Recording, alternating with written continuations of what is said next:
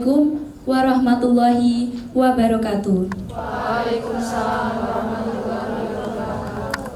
Selamat siang, salam sejahtera bagi kita semua. Kepada yang terhormat Kaprodi PGSD UMK Ibu Siti Masfuah SPD MPD, yang kami hormati Bapak Triyono SPD GR MPD sebagai pemateri pada acara siang hari ini, yang kami hormati Bapak Ibu dosen yang hadir dalam acara ini, dan teman-teman mahasiswa PGSD UMK yang kami banggakan. Pertama-tama, marilah kita panjatkan puji syukur atas kehadirat Allah Subhanahu wa Ta'ala yang telah melimpahkan nikmat dan rahmat-Nya kepada kita, sehingga kita bisa hadir dalam forum ini dalam keadaan sehat walafiat dan tak kurang suatu apapun. Kedua kalinya, sholawat serta salam marilah kita haturkan kepada Nabi Muhammad SAW. Semoga kita semua mendapatkan syafaat beliau di yaumul akhir nanti. Amin. Saya Andin Prameswari sebagai MC yang akan memandu jalannya acara pada siang hari ini. Hari ini, Kamis 19 Desember 2024, bertempat di ruang mini teater Universitas Muria Kudus, kami ucapkan selamat datang dalam acara Kuliah Umum Pembelajaran Matematika yang menarik ditinjau dari gaya belajar siswa. Boleh minta tepuk tangannya?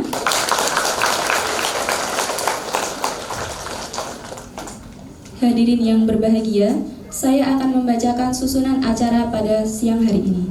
Acara pertama, pembukaan. Acara kedua, menyanyikan lagu Indonesia Raya dan Mars UMK.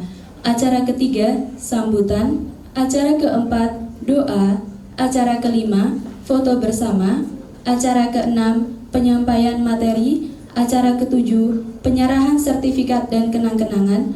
Acara kedelapan, menyanyikan lagu Bagimu Negeri dan himne UMK. Dan acara yang terakhir, penutup.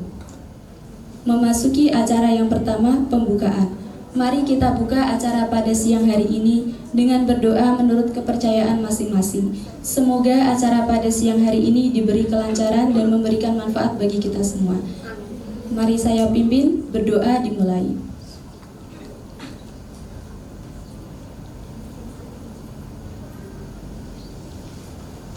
Berdoa selesai. Dilanjutkan acara yang kedua, menyanyikan lagu Indonesia Raya dan Mars UMK. Hadirin dimohon berdiri. Hadirin dimohon dipersilakan duduk kembali. Acara selanjutnya, sambutan. Sambutan akan disampaikan oleh sambutan dari Kaprodi PGSD UMK yang diwakilkan oleh Ibu Sekar Dwi Ardianti SPD MPD. Kepada beliau dipersilakan.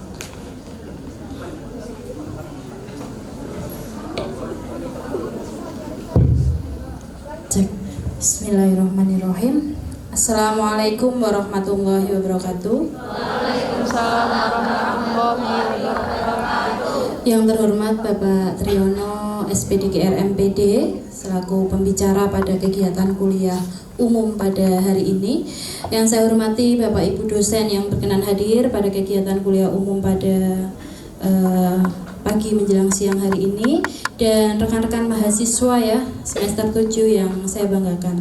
Puji syukur alhamdulillah kita pada pagi menjelang siang ini masih diberikan nikmat sehat ya, sehingga kita masih bisa bertemu secara langsung dalam kondisi sehat pada kegiatan kuliah umum dengan tema pembelajaran matematika yang menyenangkan ditinjau dari gaya belajar. Tak lupa sholawat serta salam selalu tercurah kepada junjungan kita Nabi besar Muhammad SAW, yang tentunya kita nantikan syafaatnya nanti di yaumil akhir. Mohon izin Pak Triyono, saya Bu Sekar mewakili dari Bu Kaprodi, Bu Siti Masfuah yang berhalangan hadir karena pada hari ini beliau sedang tugas luar kota ke PGRI Semarang UGRIS untuk menarik mahasiswa kami dalam kegiatan pertukaran mahasiswa merdeka. Begitu Pak. Jadi mahasiswa dari kami mengikuti perkuliahan di UGRIS dan ini sudah ditarik kembali. Begitu pula juga dari mahasiswa UGRIS yang mengikuti kuliah di sini waktu hari apa itu ya, itu sudah ditarik kembali juga ke UBRIS. Jadi karena memang kita kurikulumnya adalah MBKM ya Pak ya, jadi memang ada kegiatan itu. Begitu. Rekan-rekan mahasiswa, untuk kegiatan kuliah umum ini menjadi suatu yang penting ya, atau nanti bisa teman-teman ini bisa memperoleh sesuatu nih dari Pak Triyono, di mana Pak Triyono ini sudah menggeluti berkaitan dengan matematika nih. Kadang matematika itu menjadi suatu subjek yang mengerikan mungkin ya bagi siswa-siswa dari SD maupun sampai perguruan tinggi. Benar nggak? Benar tidak? Ayo benar tidak? Tapi ternyata Pak Triyono, kemudian Bu Lovika, Bu Diana itu suka dengan matematika, ya kan? Terbukti karena beliau-beliau ini mencintai ya, selalu menggeluti matematika dari sejak kecil sampai saat ini ya.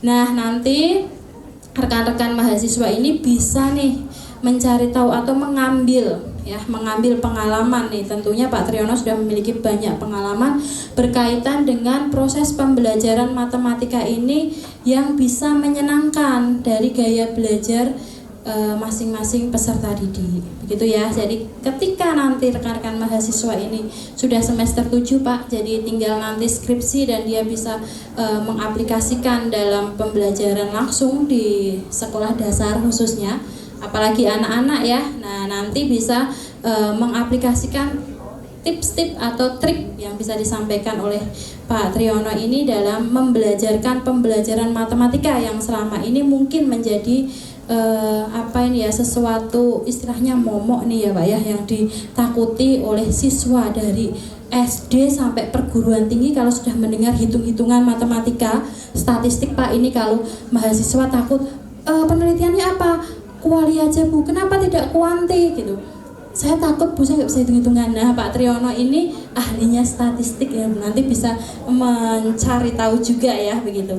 Nah, itu nyata kalau matematika, angka-angka ini ditakuti dari SD sampai perguruan tinggi. Padahal sebenarnya kalau kita berani mendekat sedikit, nah itu bukan sesuatu yang menakutkan. Terbukti Bu Diana mencintai matematika sampai sekarang, kan begitu. Ya kan? Nah, begitu guys. Jadi rekan-rekan mahasiswa nanti mohon bisa mengikuti kegiatan kuliah umum ini dengan baik dan jangan lupa ya, harus mendapatkan sesuatu ya dari kegiatan ini. Keluar dari ruangan ini harus mendapatkan sesuatu, tidak keluar dengan tanpa apa-apa, begitu ya. Jadi harus mendapatkan sesuatu yang bisa nanti jenengan aplikasikan dalam khususnya dunia kerja nantinya. Begitu, saya cukupkan. Terima kasih. Kurang lebihnya mohon maaf. Selamat mengikuti kegiatan kuliah umum pada hari ini dengan tema pembelajaran matematika yang menyenangkan, ditinjau dari gaya belajar. Gitu ya. Untuk tetap menjaga semangat, ingat tagline PGSD? Apa? PGSD? Ulangi ya, PGSD UMK. Terima kasih. Assalamualaikum warahmatullahi wabarakatuh.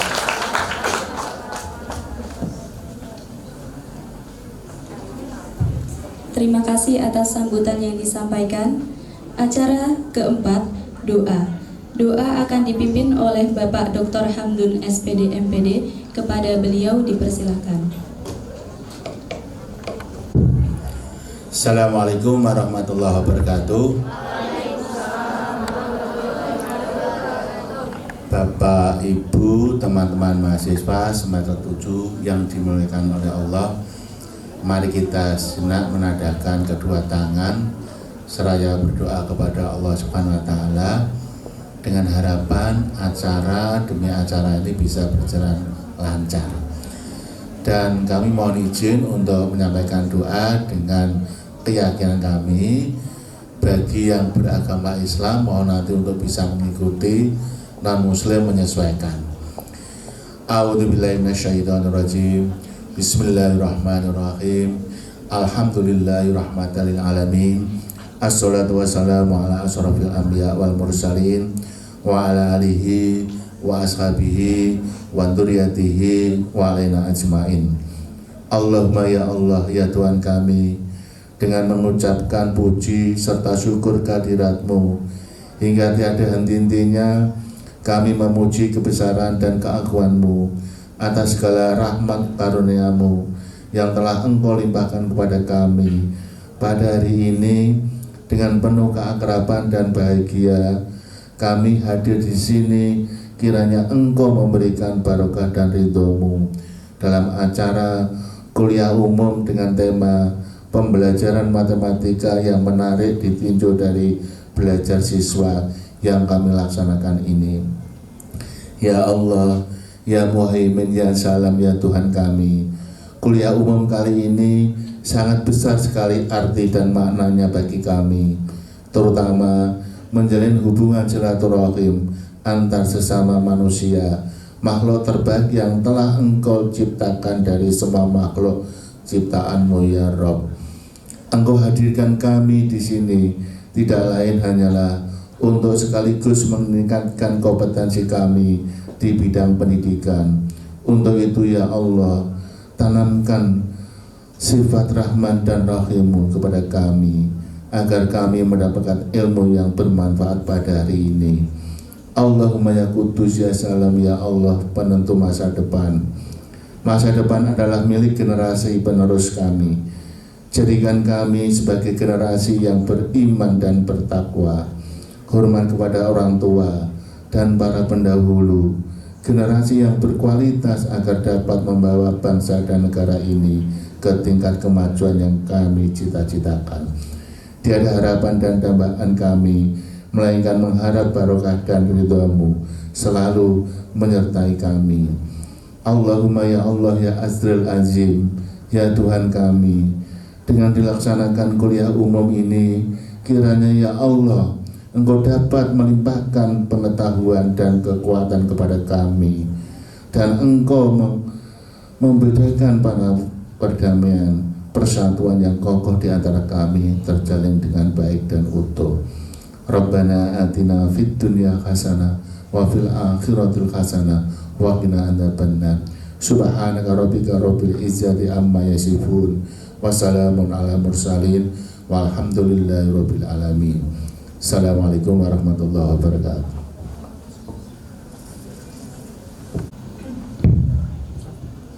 Terima kasih kepada Bapak Dr. Hamdun SPD MPD yang telah memimpin doa. Dilanjutkan acara berikutnya, foto bersama. Dimohon pemateri dan Bapak Ibu dosen untuk menempatkan diri.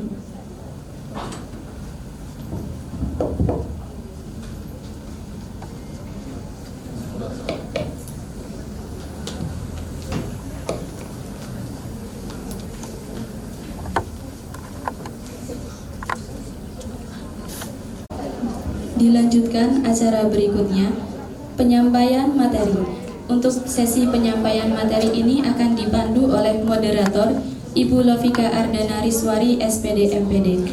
Ibu Lovika ini merupakan dosen kita, dosen PGSD yang mengajar di bidang matematika. Monggo kepada Ibu Lovika Ardana Riswari SPD MPD dipersilakan.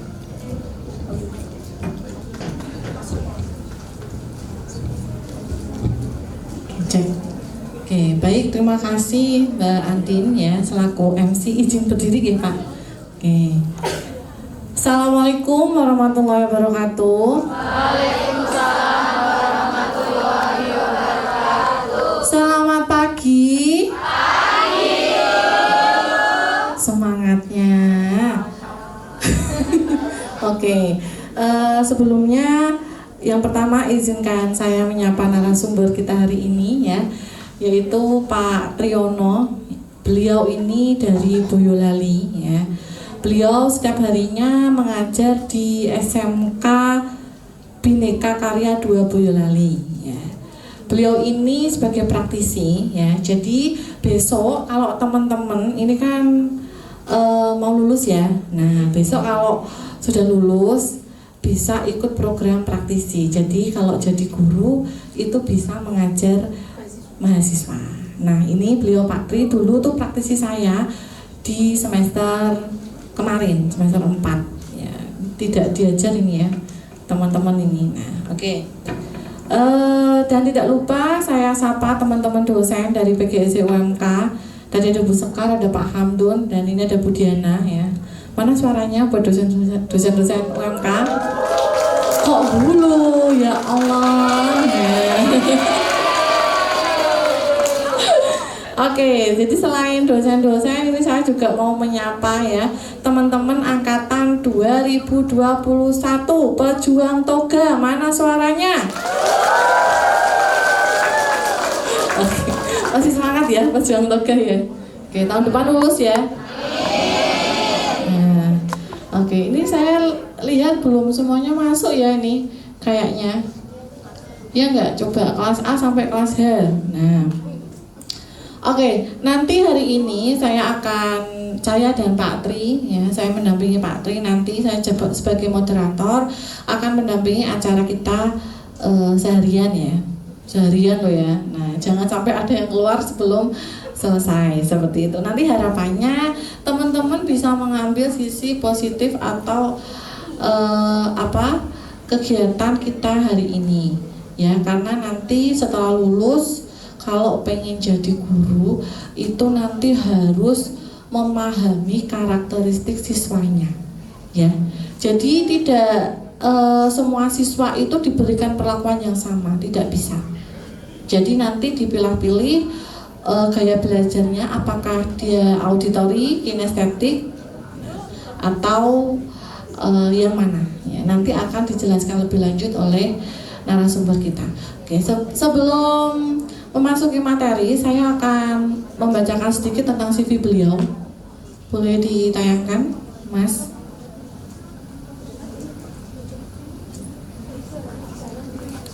Nah, oke, ini ya CV beliau, CV Pak Tri. Beliau pendidikannya dimulai lulus SMA ke D1, habis itu S1, S2 dan PPG ya. Besok kalian juga gitu ya, S1 terus PPG kan gitu. Ya. Amin. Amin. Beliau ini selain mengajar itu juga sebagai fasilitator. Nah, PGP angkatan 12 ini fasilitator guru penggerak. Ya, jadi kalau besok kalian sudah jadi guru, itu ada yang namanya guru penggerak. Nah, terus banyak ya pengalaman beliau, bisa dilihat di layar. Kemudian sudah ada lagi nggak? Oh pakai jenengan. Oke, nah itu ya untuk CV-nya beliau. Mungkin tidak berlama-lama ya, kita nanti langsung saja masuk ke acara inti ya. Jadi mari kita sambut narasumber kuliah umum pada hari ini, yaitu Bapak Triyono. Silakan bisa.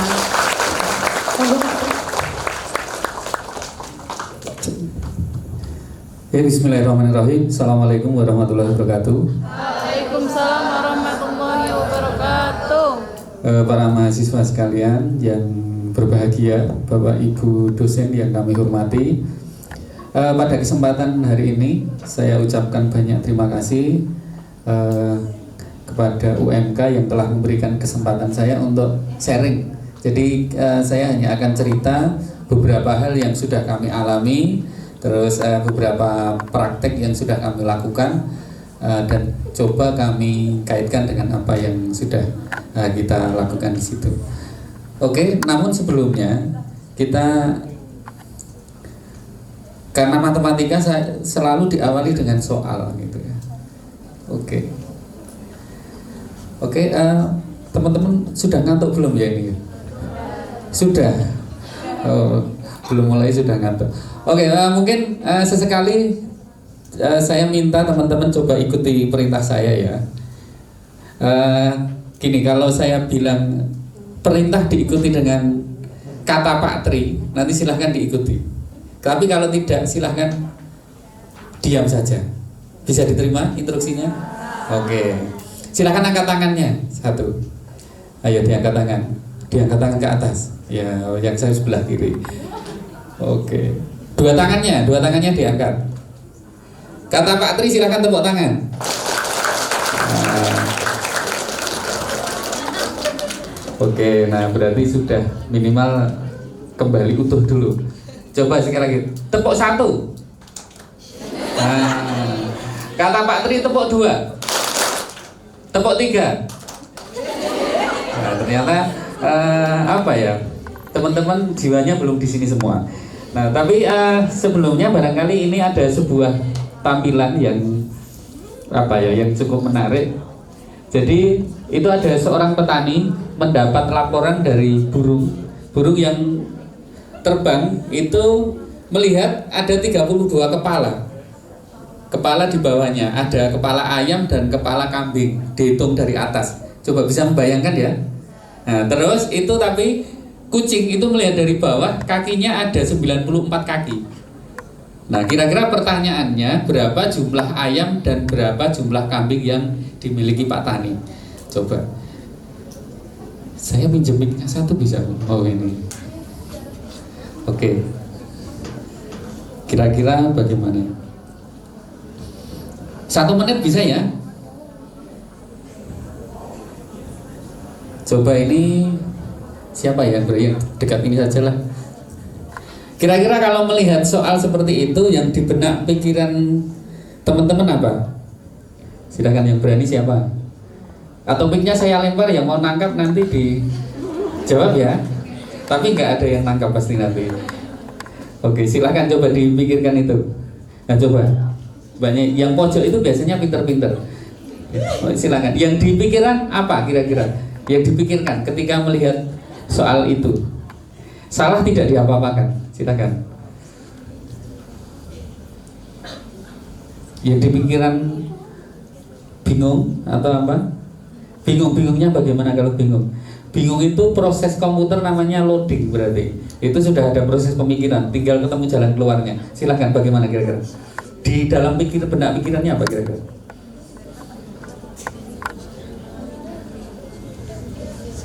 Apa kira-kira? Ayo, itu ada, bisa bayangkan ya, dari atas itu burungnya melihat ada 32 kepala. Oke, bisa diterima. Terus tapi kucingnya yang di bawah itu melihat ada 94 kaki binatang. Nah, binatangnya itu terdiri dari kambing dan ayam. Nah, berarti berapa jumlah ayam dan kambingnya? Saya nggak butuh jawabannya, coba di benak kalian yang dipikirkan apa kira-kira? Ayo. Ada yang berani? Ayo. Yang di benak kalian apa yang dipikirkan? Belum bisa menerima itu, kira-kira materi apa yang kalian ingat? Gitu aja. Yang kedua sekarang, pertanyaan yang kedua. Apa? Pertanyaan apa? Apa? Materi apa? Oh iya, ini ada depan yang sukarelawan bagus ini. Silakan. Iya, silakan. Eliminasi sama substitusi. Oke, kita kasih plus yang meriah untuk teman-teman kalian dulu ini. Nah, luar biasa. Ternyata pemikirannya seperti itu, sudah sejauh itu ya. Nah, ada pemikiran yang lain?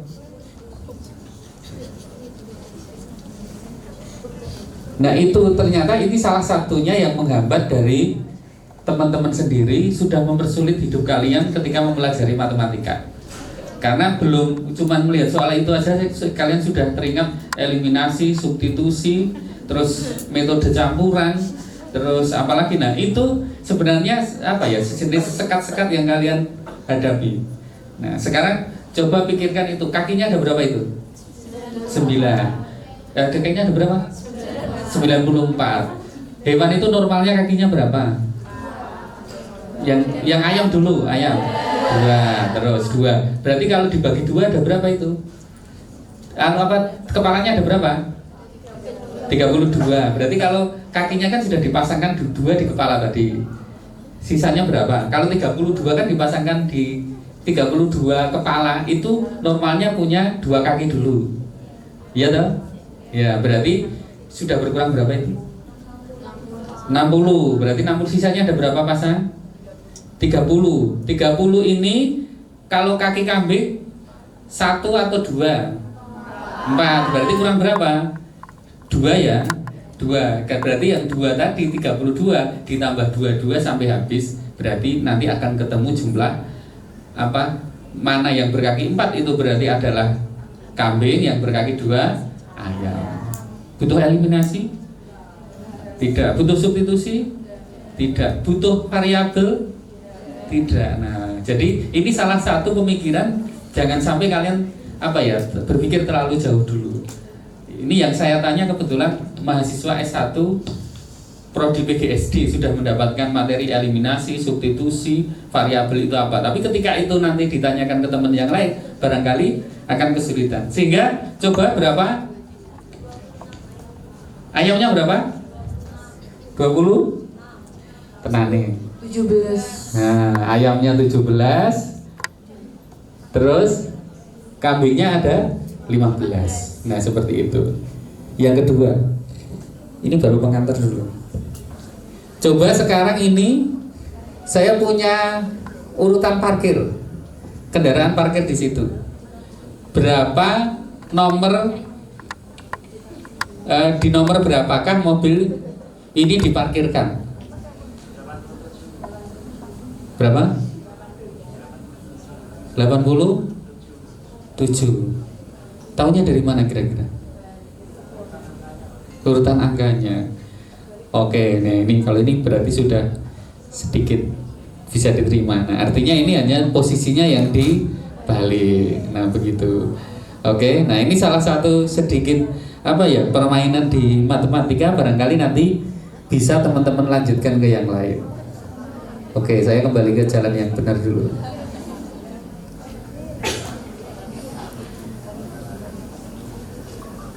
Oke, selanjutnya 2 hal ini kira-kira yang dirasakan apa? Kalau teman-teman mengerjakan soal sebelah kanan ini berarti sebelah sana, itu saya yakin semua orang bisa.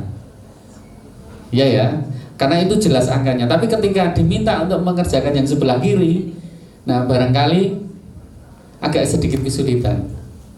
Nah, itu salah satu juga permasalahannya. Maka ketika itu sebenarnya tujuannya sama, untuk mengetahui bagaimana dia memahami operasi hitung itu sendiri. Begitu. Maka ketika saya di rumah, anak saya kebetulan baru kelas 2 SD, itu saya buat eksperimen di rumah sendiri. Kalau sebelum tidur sambil mengingat-ingat, saya tanya, kaki gajah ada berapa? Sampai tidur sendiri. Terus kalau 2 ayam kakinya ada berapa?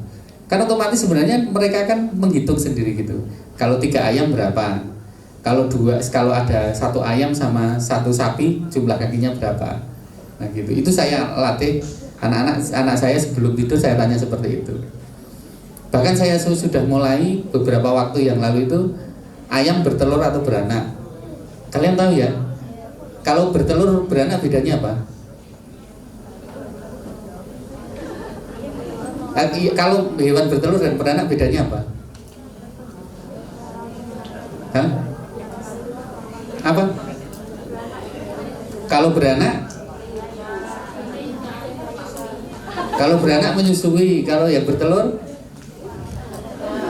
melahirkan. Nah, kira-kira anak 2 tahun bisa nggak seperti itu?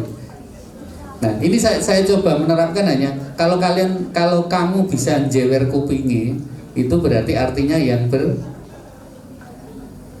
kalau jewer kuping itu yang berapa? Beranak. Hanya seperti itu, sederhana itu. Anak saya alhamdulillah sudah bisa mengingat itu. Ini terus berikutnya, kalian ada nggak yang asing dengan alat ini dulu? Yang mana yang asing? Ini namanya apa? Enggak kelihatan ya. Nah, yang ini namanya apa? Oh, enggak kelihatan. Yang pojok ini, nah yang itu, yang paling atas, pojok kanan. Busur. Sebelahnya? Sebelahnya lagi? Sebelahnya? Enggak tahu. Bawahnya ini? Meteran. Sampingnya? Sampingnya lagi? Penggaris namanya apa? Sikon namanya ya, itu pertukangan. Pernah menggunakan alat itu? Yang mana yang belum pernah? Nah, ini barangkali beberapa pengalaman yang kami dapatkan juga. Anak-anak kan ngitung 3 meter tambah 4 meter bisa. Gampang mereka ngitung 3 meter, 4 meter, 3 cm tambah 5 cm itu bisa. Tapi ketika mereka menggunakan meteran, ukuran panjangnya biro. Nah, itu ternyata tidak semua orang bisa menggunakan meteran. Begitu. Nah, ini pentingnya pengalaman yang sebenarnya ketika teman-teman bisa menggunakan peralatan untuk mengukur itu. Seperti jangka. Pernah menggunakan jangka? Gunakannya bagaimana? Yang dipegang ujungnya atau nek gawe lingkaran diubengke ngono kabeh? Ujungnya. Nah, ini sebenarnya pengalaman sederhana yang perlu diberikan kepada anak-anak. Nah, selanjutnya ini sudah, saya tidak perlu mengulang lagi. Nah, ini beberapa pertanyaan barangkali perlu direnungkan kita semua. Jadi sebelum saya kesini tadi beberapa waktu, jadi 2 hari yang lalu saya mencoba bertanya ke teman-teman guru SD di lingkungan sekitar saya. Nah, kira-kira mata pelajaran apa yang paling disukai, yang tidak disukai, terus apa yang bagian mana materi yang tidak disukai, terus hal yang sudah dilakukan apa. Nah, ternyata yang pertama, matematika itu sampai hari ini masih jadi materi yang mata pelajaran yang paling tidak disukai. Jarang yang suka dengan matematika. Gurunya pun juga sama. Guru SD kebanyakan juga tidak suka matematika. Nah, itu barangkali yang perlu jadi koreksi kita semua. Terus pernah saya coba telepon beberapa waktu, ternyata ditemukan juga anak-anak kelas 6. Kelas 6 itu kan sudah kelas tinggi ya posisinya. Kelas 6 itu belum memahami hitung dasar.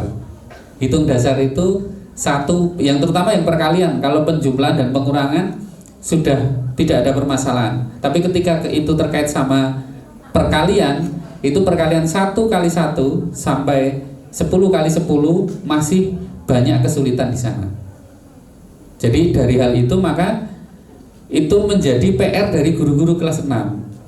Nah, kelas 1, 2, 3, 4 ini salah satu barangkali apa ya, sebuah korban juga bisa.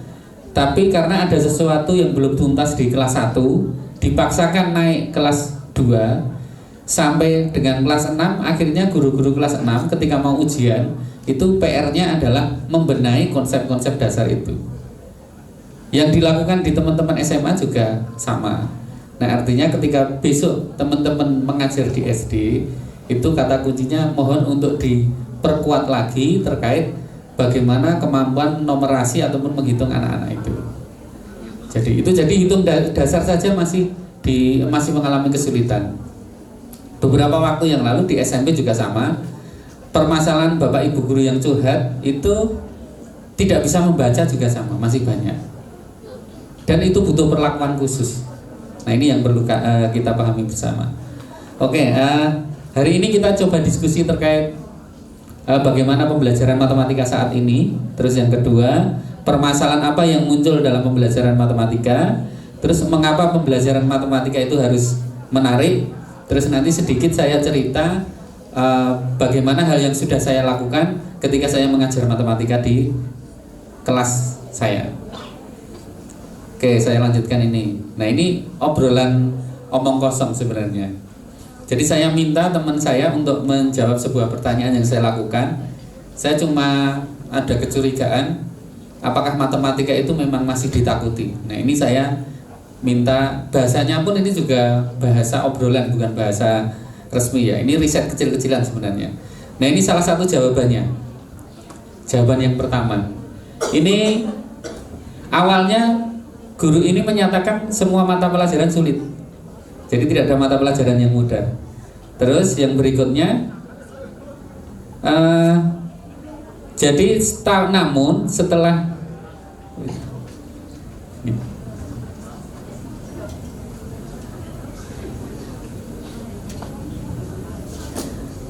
Oke, nah ini. Oke, nah.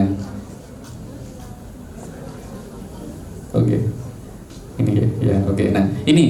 Nah, ini terima kasih sudah dipinjami alat ini. Nah, ini pertanyaannya ini sederhana ini sebenarnya. Jadi jawaban pertama ini salah satu guru memberikan respon seperti ini. Jadi awalnya matematika itu memang sulit. Jadi semua mata pelajaran itu dianggap sulit. Karena apa? Ini belum memahami filosofi matematika itu seperti apa. Tapi ketika sudah memahami filosofinya, ternyata pembelajaran matematika itu menjadi lebih bermakna, akhirnya menjadi lebih mudah. Nah, ini salah satunya. Kalau terorganisir, misalnya kelas 1 dan sampai dengan kelas 3 itu fokus pada Pipolando, tahu ya Pipolando ya itu, pada operasi perkalian, penjumlahan, pengurangan dan pembagian. Nah, baru masuk kelas 4 itu diberikan materi-materi yang lain, akhirnya bisa diterima. Yang berikutnya lagi, ternyata ada tips-nya juga di sini. Salah satunya adalah ada beberapa sekolah SD sekarang itu sudah menerapkan untuk kelas tinggi itu ada guru mapel, bukan guru kelas. Nah, ternyata di sini dilihat juga hasilnya juga maksimal. Nah, ini salah satunya. Nah, ini ya yang pertama. Terus yang kedua, ini juga sama, juga memang mengalami kesulitan dalam pembelajaran juga. Di matematika juga masih mengalami kesulitan. Terus di situ ada upaya membangun logika dan didapatkan akhirnya nanti pembelajaran bisa menjadi lebih mudah. Nah, itu. Terus kalau ini nggak kebaca dari situ. Nah, ini intinya bahwa memang pembelajaran matematika itu sulit. Anak-anak minatnya kurang. Ada beberapa cara yang sudah dilakukan di situ dan memang belum juga membuahkan hasil. Nah, oke, saya lanjutkan lagi. Nah, ini faktanya. Ada yang tidak setuju dengan fakta itu? Jadi yang pertama bahwa matematika di sekolah itu masih menjadi mata pelajaran yang momok bagi siswa. Bahkan guru juga demikian. Apa kalian kalau mengajar matematika juga masih deg-degan? Pas PPL juga mengalami itu? Ngajar bahasa Indonesia sama matematika lebih suka apa?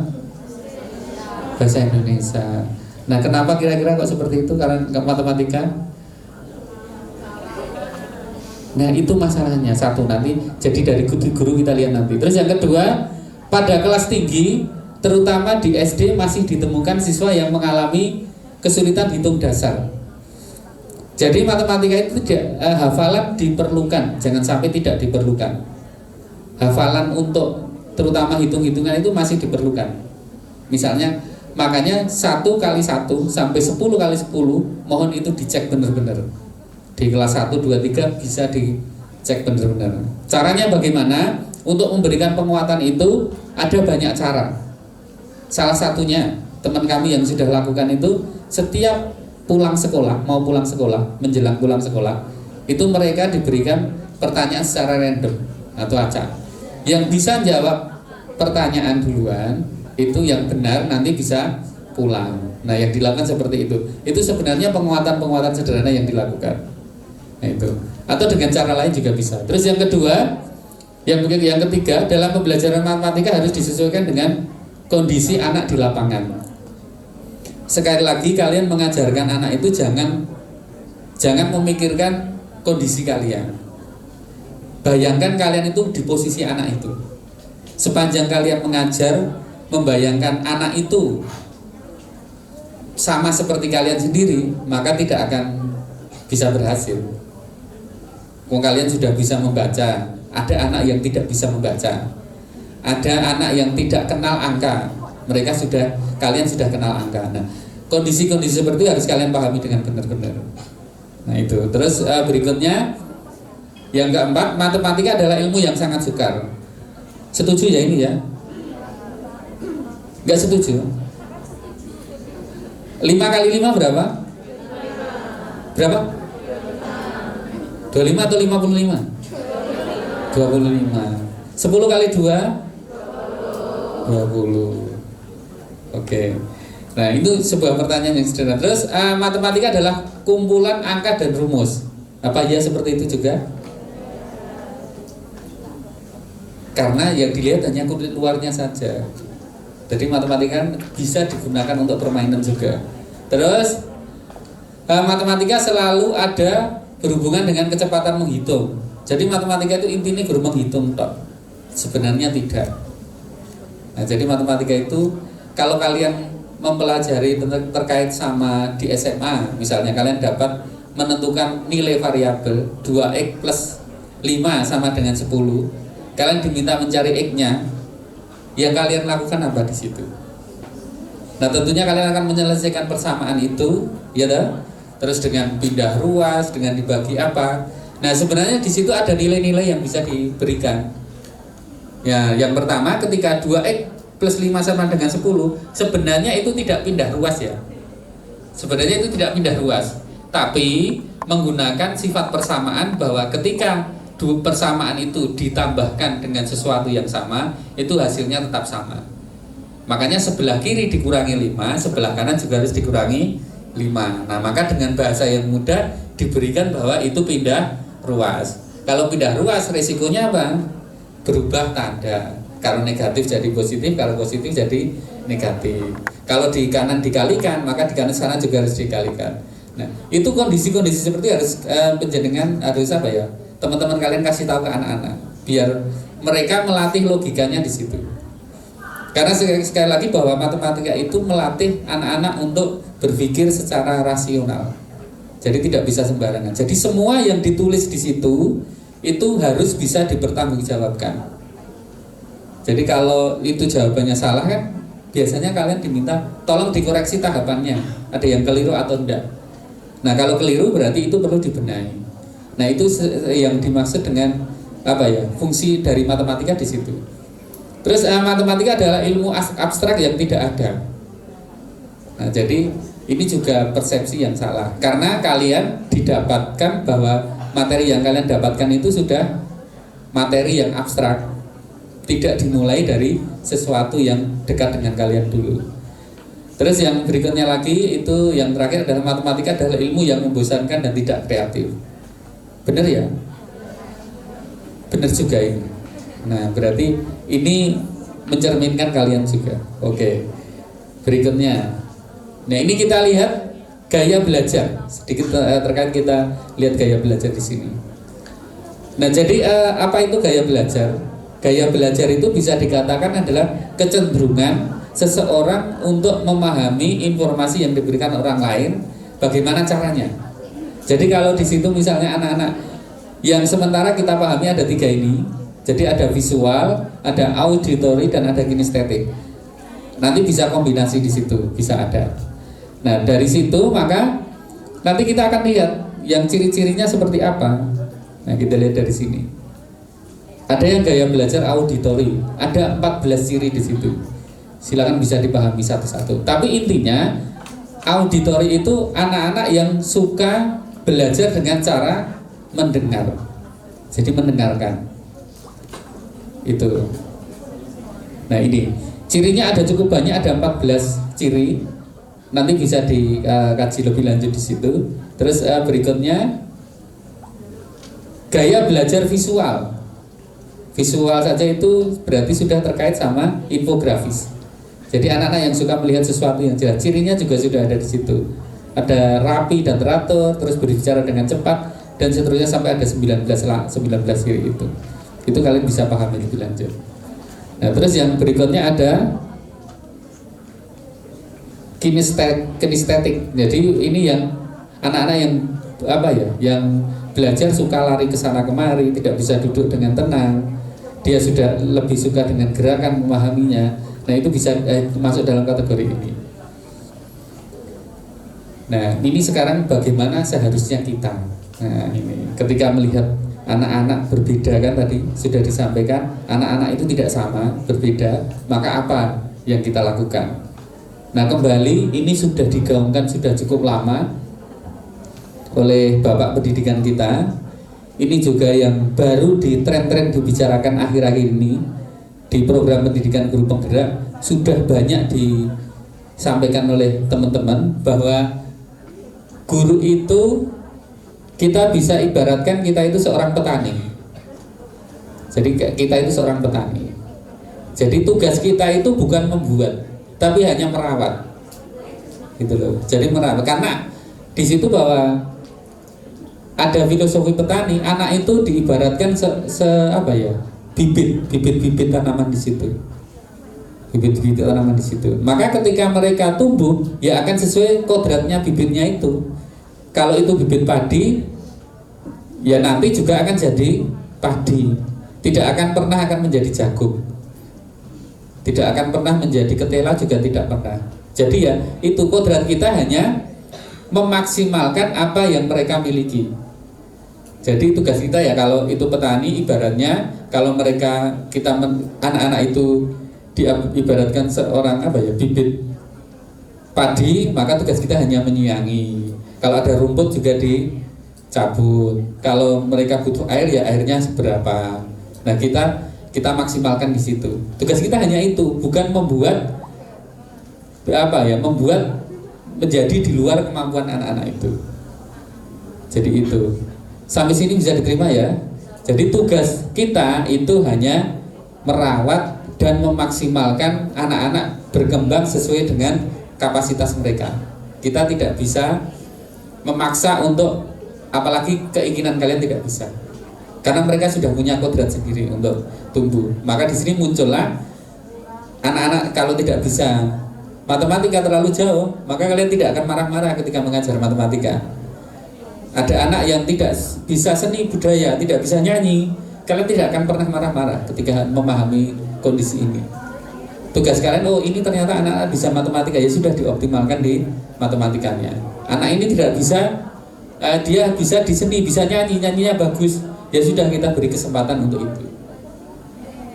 Nah itu untuk sebagai filosofi kita petani. Terus berikutnya, nah ini salah satunya bahwa tren sekarang yang muncul, kita maka ketika ingin memberikan layanan kepada anak-anak, salah satunya adalah dengan pembelajaran berdiferensiasi ini.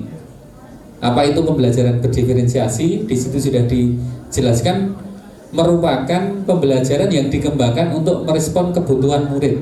Ingat, kebutuhan murid bukan kebutuhan guru. Nah, kebutuhan murid dengan dalam belajar yang bisa berbeda-beda, meliputi kesiapan belajar, minat, potensi atau gaya belajarnya.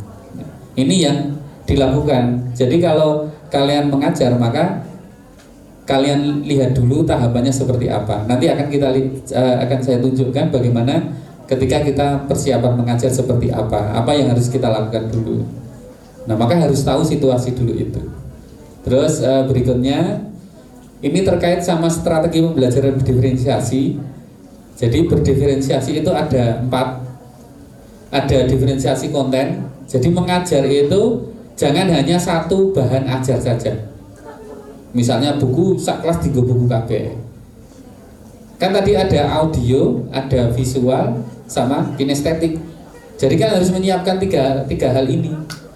Jadi bahan ajar yang sesuai dengan kinestetik seperti apa, bahan ajar yang visual seperti apa. Nah, itu disesuaikan di situ.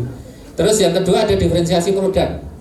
Diferensiasi produk di sini itu adalah proses pembelajaran yang diutamakan hasilnya berbeda-beda. Jadi ketika kalian mengajar, nanti hasilnya itu bisa berbeda-beda. Misalnya dengan grafis, ada anak yang bisa menciptakan grafis, ya kita silahkan diwujudkan dengan grafis. Akan nampak secara jelas ketika kalian mengajar, anak-anak diberikan kesempatan untuk menyampaikan sesuatu. Misalnya ada anak-anak yang nyanyi, bisa nyanyi, materi kalian bisa dikemas dalam bentuk nyanyian. Ada kelompok anak-anak yang bisa bisa dalam gerak, ya silahkan itu bisa ditampilkan dalam gerak. Ini yang diferensiasi produk.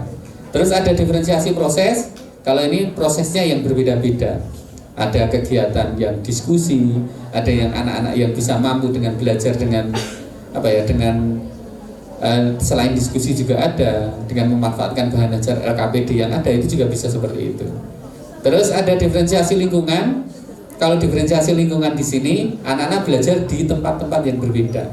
Jangan melulu di kelas saja. Ya sesekali diajak di luar kelas, di bawah pohon atau di mana, silakan. Itu. Oke, saya lanjutkan dulu. Nah ini pembelajaran yang menyenangkan. Nah, pembelajaran yang menyenangkan ini bisa dilihat dari beberapa unsur, tidak hanya satu atau dua. Kita bisa dilihat dari guru dan bisa dilihat dari suasana pembelajarannya. Oke. Ada yang ditanyakan dulu sampai sini? Silakan kalau ada. Ada? Coba tepuk 1. Oh. Pak Tri berkata tepuk 2. Tepuk 3. Oh, ya, berarti masih teringat dengan permainan tadi. Oke, nah sekarang kita lihat bagaimana menciptakan pembelajaran yang menyenangkan. Kita lihat dulu dari gurunya seperti apa. Nah ini guru nomor 1 ini mutlak wajib. Jadi nomor 1 ini kalau ingin jadi guru, 1 harus menguasai materi pelajaran matematika. Kalau itu ketika mengajar matematika. Misalnya kalau kalian mengajarkan anak tentang eksponen atau berpangkat, kalian harus paham betul apa itu bilangan berpangkat, sifat-sifat berpangkat, bagaimana soal penyelesaian soal berpangkat. Jangan sampai kalian tidak menguasai. Nah, ini kalian bisa refleksikan diri kalian. Coba kalian mau presentasi besok, ada tugas dari dosen, ya toh? Kalian belum siap materi itu. Tentunya ketika kalian presentasi akan ngalor ngidul nggak jelas. Tapi ketika kalian sudah siap materi dengan model apapun, kalian akan nyaman, nggak ada masalah dengan hal itu. Maka ada beberapa istilah, sebenarnya guru itu bisa menyiapkan 1 hari lebih awal kan. Besok saya ngajar apa itu, kalian bisa menyiapkan dulu lebih awal. Itu. Jadi salah yang pertama, guru harus menguasai materi pelajarannya dulu. Itu. Terus yang kedua, dalam mengajar selalu menggunakan paikem. Paikem itu apa ya? Jadi pembelajarannya harus interaktif, harus menyenangkan, harus gembira di situ, kreatif. Nah, itu harus muncul di situ. Terus yang kedua, guru mampu memberikan motivasi matematika pada muridnya. Nah, ini yang muncul di beberapa kali. Kadang kalau mengajar matematika itu kalian langsung sekarang pembagian, silahkan dikerjakan 50 bagi 2 berapa, 40 bagi 2 berapa, hanya seperti itu. Tapi tidak didahului makna dari pembagian itu apa. Diawali dengan sebuah kronologi atau cerita ataupun ilustrasi dengan kaitkan dengan materi kehidupan sehari-hari. Misalnya penjumlahan, materi penjumlahan, ya jangan langsung ketika mengajar terus kalian diminta menghitung, anak-anak menghitung 50 tambah 200. Kan enggak seperti itu. Harus dimulai dulu dari sederhana, biar mereka menguasai, baru pelan-pelan ketika sudah masuk pada tahapan yang sederhana, tingkat kesulitannya dinaikkan sampai pada mereka paham betul dengan hal itu. Itu. Terus yang berikutnya, kondisi belajar yang kondusif. Ini juga sama. Nah, kondusif ini bermacam-macam, apalagi di kurikulum Merdeka yang baru ini. Kalau tidak paham tentang kondusif, itu bisa saja menjadi ramai di lingkungan Bapak Ibu guru. Jadi kondusif itu tidak sama dengan tenang. Paham ya? Kondusif itu tidak sama dengan anak-anak duduk di meja, tangannya sedekap, terus mendengarkan dengan baik. Itu belum tentu kondusif. Bisa saja kondusif itu mereka berdiskusi ramai di situ, tapi mendiskusikan pelajaran di situ. Nah, jadi ini yang harus dipahamkan dengan teman-teman semua. Jadi besok kalau ada ruang kelas yang ramai, kalian jangan langsung datang ke kelas terus mengklaim bahwa itu tidak kondusif. Dilihat dulu seperti apa. Kadang anak-anak berlarian ke sana kemari, itu juga bisa dikatakan kondusif karena mereka dalam saat itu dalam posisi belajar gitu. Terus yang kedua,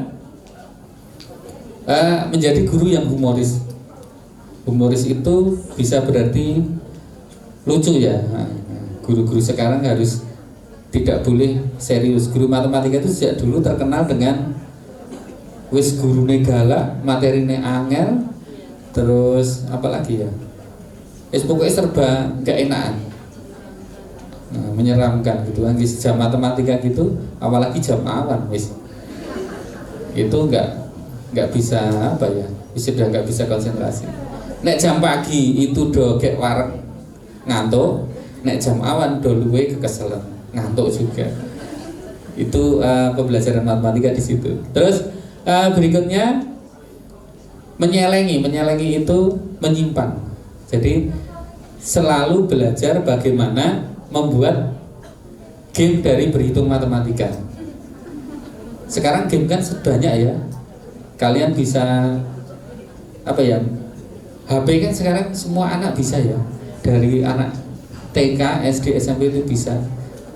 Nah, sekarang kalian bisa saja searching atau googling di sana bagaimana mengajarkan anak-anak bisa belajar tapi menggunakan HP itu. Jadi silakan dibuka di situ. Kalian tidak usah terlalu banyak teori menyampaikan di kelas, tapi ingat dilihat dulu materinya. Jangan sampai materi eksponen kan itu ada konsep dasar.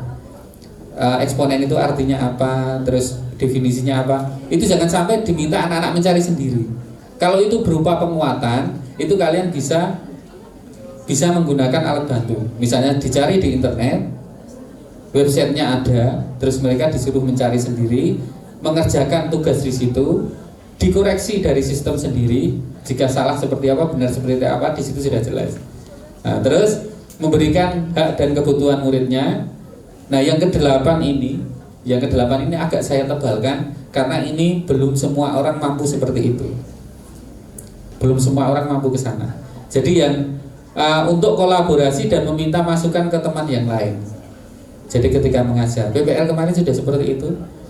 Nek diulang, ayo mbok aku ditunggu mulangku koyo ngopo. Engko diberikan masukan gitu. Apa nek PPL senang nggak ditunggu sama guru pamongnya? Guru pamongnya, wis iki mulangan tak tinggal lunga gitu. Apa senang seperti itu? Iya. Nah, itu. Nah, maka yang kita lakukan sebenarnya kita harus mau berkolaborasi dengan teman yang ada. Jadi kalau ada kalian, tapi itu juga tidak setiap saat. Misalnya ada waktu tertentu kalian butuh masukan, Bu, Mbak Ayo, saya dilihat cara ngajar saya seperti apa. Nah, nanti tolong diberikan masukan. Nah, gitu bisa. Meskipun sebenarnya ada tugas kepala sekolah melakukan supervisi mengajar. Kalian pasti kalau besok jadi guru akan mengalami yang namanya disupervisi. Gitu. Itu seperti itu. Nah, maka silahkan kolaborasi sama temennya, jangan malu-malu. Kalau berani buat YouTube, ya toh, YouTube kalian, mengajar kalian direkam di situ, ya toh, diupload di situ. Tapi kalian harus siap dengan komen-komen dari netizen yang sangat keras. Itu, nah, jangan dimatiin komentar. Mau cari masukan kok mau dimatiin komentar ya, nggak jadi cari masukan. Nah itu. Oke, sampai sini ada yang ditanyakan dulu. Berarti ini dari gurunya seperti ini. Oke, ada yang ditanyakan dulu. Bisa diterima sampai sini? Kalau bisa silahkan tepuk tangan semua dulu. Ini tepuk tangan, bukan tidak ada kaitan sama game tadi. Berarti ini menjadi guru yang salah satunya kita lihat dulu dari unsur gurunya. Terus yang kedua, yang berikutnya, suasana pembelajaran yang menyenangkan itu seperti apa? Nah, itu di situ ada beberapa syarat ya. Barangkali bisa ditambahkan. Nah, kadang-kadang silahkan kalau mengajar juga diselingi dengan permainan, dengan game. Jangan sampai jujur seharian mengajar toh. Apalagi matematika jamnya panjang. Silakan dibuka halaman sekian sampai sekian dikerjakan, nanti saya jam terakhir kesini minta. Jangan sampai seperti itu. Nah, coba sesekali diajak ke lapangan, diajak cerita kira-kira matematika itu seperti apa. Nah, silakan dilakukan hal itu. Terus sambungan matematika dengan dunia nyata. Nah, ini juga yang yang teman-teman kadang masih agak ragu untuk melakukan kegiatan yang namanya sambungkan matematika dengan dunia nyata. Pernah kalian dari SD, SMP, SMA ini praktek matematika? Matematika diajak praktek itu? Tidak tahu, tidak pernah. Tidak pernah sama sekali. Tidak pernah. Belum. Tidak ada. Tidak ada praktek. Ada, ada yang ada. Nah itu sudah mulai bagus, ada yang ada. Jadi matematika itu bisa dipraktekkan, sangat dekat sekali dengan kalian. Dari bangun tidur, yang kalian lihat apa? Jam. Jam itu isinya apa? Angka. Angka itu berarti kalau bisa baca angka kan berarti sudah bisa matematika. Iya toh? Mau tidur lagi juga sama. Nah gitu ya, juga sama toh. Nah itu salah satunya bisa dipakai di situ. Terus gunakan aktifkan siswa dalam pembelajaran kolaboratif. Nah, jadi jangan sampai anak-anak bekerja sendiri-sendiri. Kadang anak-anak juga bisa diajak untuk kerja bareng, kerja kelompok. Silakan dibuat kelompok, mereka membuat sesuatu. Nah kalau di kurikulum Merdeka itu ada namanya P5 ya kalau nggak salah. Ada P5 itu salah satu apa ya? Acara yang penting, bagian yang penting dari pembelajaran, karena di sana anak-anak akan menyusun sebuah proyek lepas dari mata pelajaran yang ada. Itu. Nah terus yang ketiga ini gunakan teknologi dalam pembelajaran. Nah ini juga yang apa ya? Yang sering salah paham menurut saya. Salah paham. Kadang yang menyenangkan itu teknologinya harus tinggi. Jadi harus menggunakan PowerPoint, harus menggunakan apa ya, Canva yang bagus seperti itu. Enggak. Kadang tanpa alat dan tanpa media pun kita bisa membuat pembelajaran yang menyenangkan. Dengan sederhana, anak-anak diajak keluar atau kemana, diajak jalan-jalan. Nah, itu salah satu tanpa menggunakan teknologi. Terus apresiasi. Nah salah satu apresiasi ya tepuk tangan atau dengan memberikan pujian, atau kalau kalian punya uang bawa coklat 1 dus nanti dibagi ke anak-anak. Nah itu salah satu hal yang barangkali bisa menjadi apresiasi untuk mereka. Terus berikutnya lagi, memberikan ruang peserta didik untuk menggali potensi yang mereka miliki. Nah ini yang kalau di kurikulum Merdeka sebenarnya pas ketika ada kegiatan P5. Karena P5 itu di akhirnya ada apa? P5 itu di akhirnya ada kegiatan yang namanya panen karya. Nah panen karya itu mereka memamerkan apa yang mereka buat. Ini yang harus dipahamkan bersama. Berarti ada beberapa syarat untuk pembelajaran yang menyenangkan. Oke, sampai sini ada yang ditanyakan dulu? Tidak ada? Oke, kita coba mikir dulu ya. Silakan kalau ada yang ditanyakan barangkali.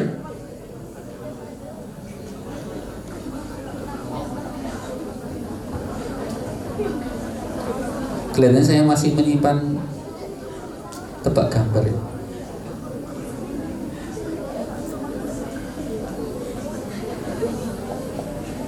Pernah tebak gambar teman-teman semua? Oh pernah. Nah ini berarti ini sudah pernah? Apa ini?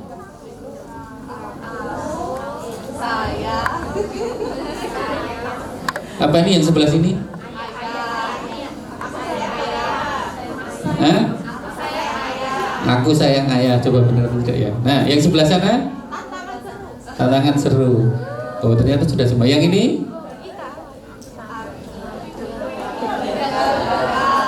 Hah? Iga bakar. Oke, yang sebelah sana? Obat nyamuk. Oh bisa semua ya? Yang ini? Potongan harga. Oh kalau ini kalian ingat semua ya? Ibu-ibu suka belanja ya? Yang sebelah sana? Tai lalat. Yang ini apa ini? Angkat tangan. Yang sebelah sana?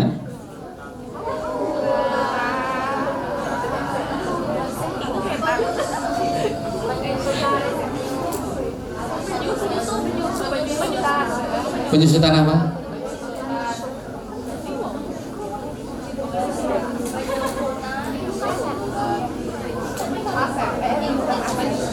Penyusutan aset. Oke. Kalau yang ini?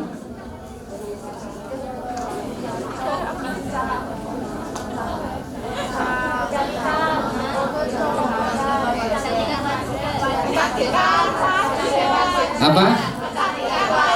Oh, kecantikan wajah. Oke, kalau yang sebelahnya lagi?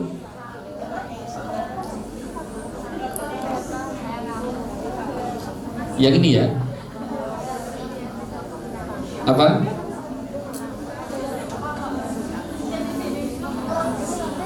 Ayo apa?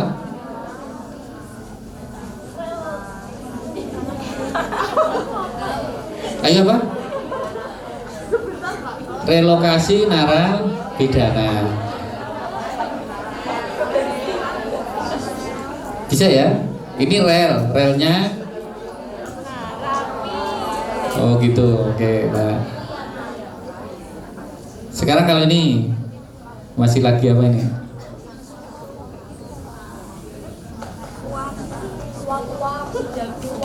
Hah? Apa? Sup jagung. Oke, yang sebelahnya lagi?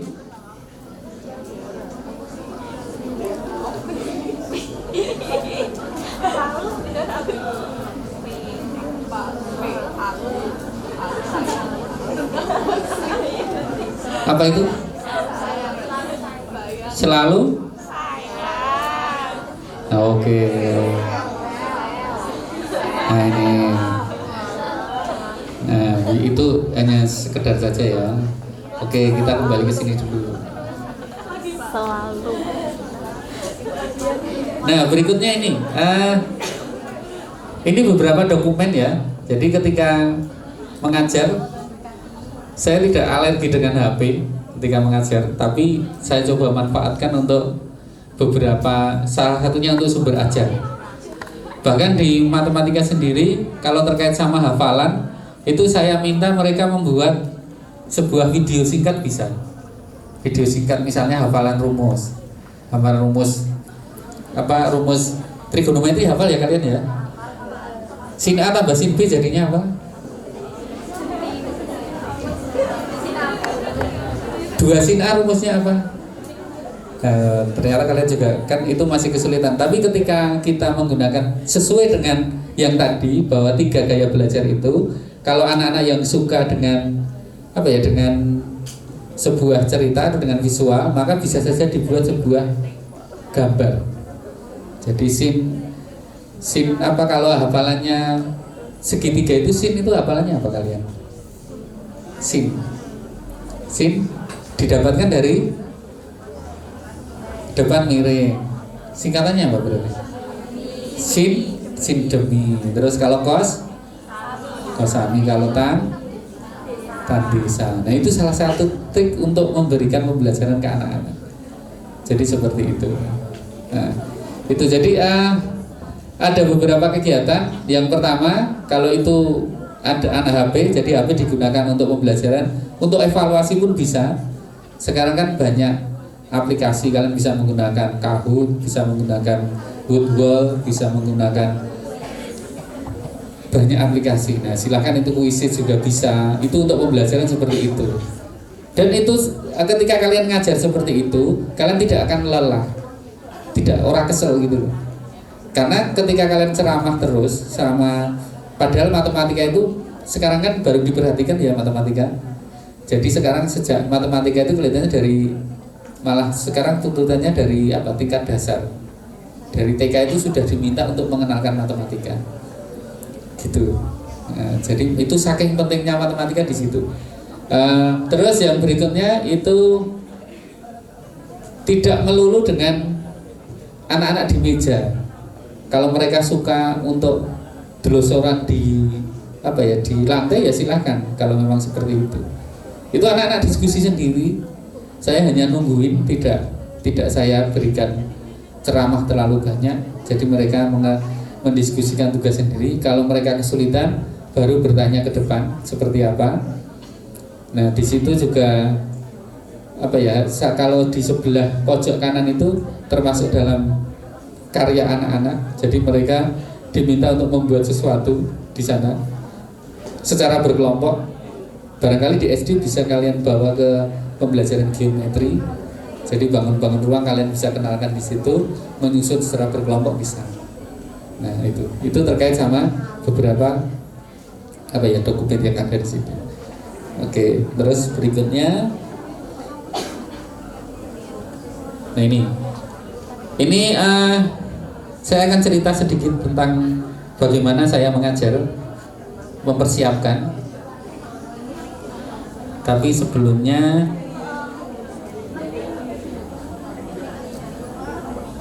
karena ini sudah siang, kalian makanan hafal ya? Ya, jenis-jenis makanan hafal tak? Coba. Nah, tebak makanan sekarang. Ini apa ini?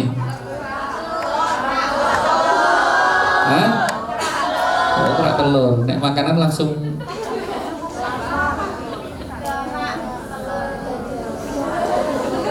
Kalau ini sudah. Kalau ini?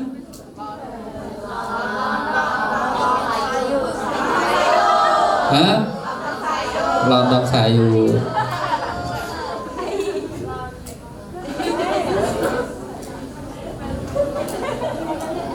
Kalau ini?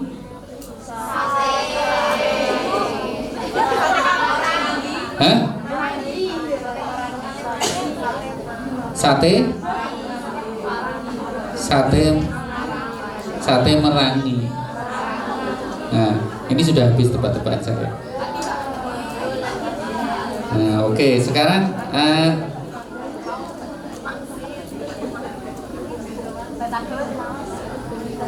malah kalian hafal, Batakur juga sudah ada ya. Pikirannya sudah ke makanan semua. Oke, ini sedikit saya cerita. Jadi kalau tadi terkait sama kondisi pembelajaran matematika di sekolah itu seperti apa, sudah kalian dapatkan.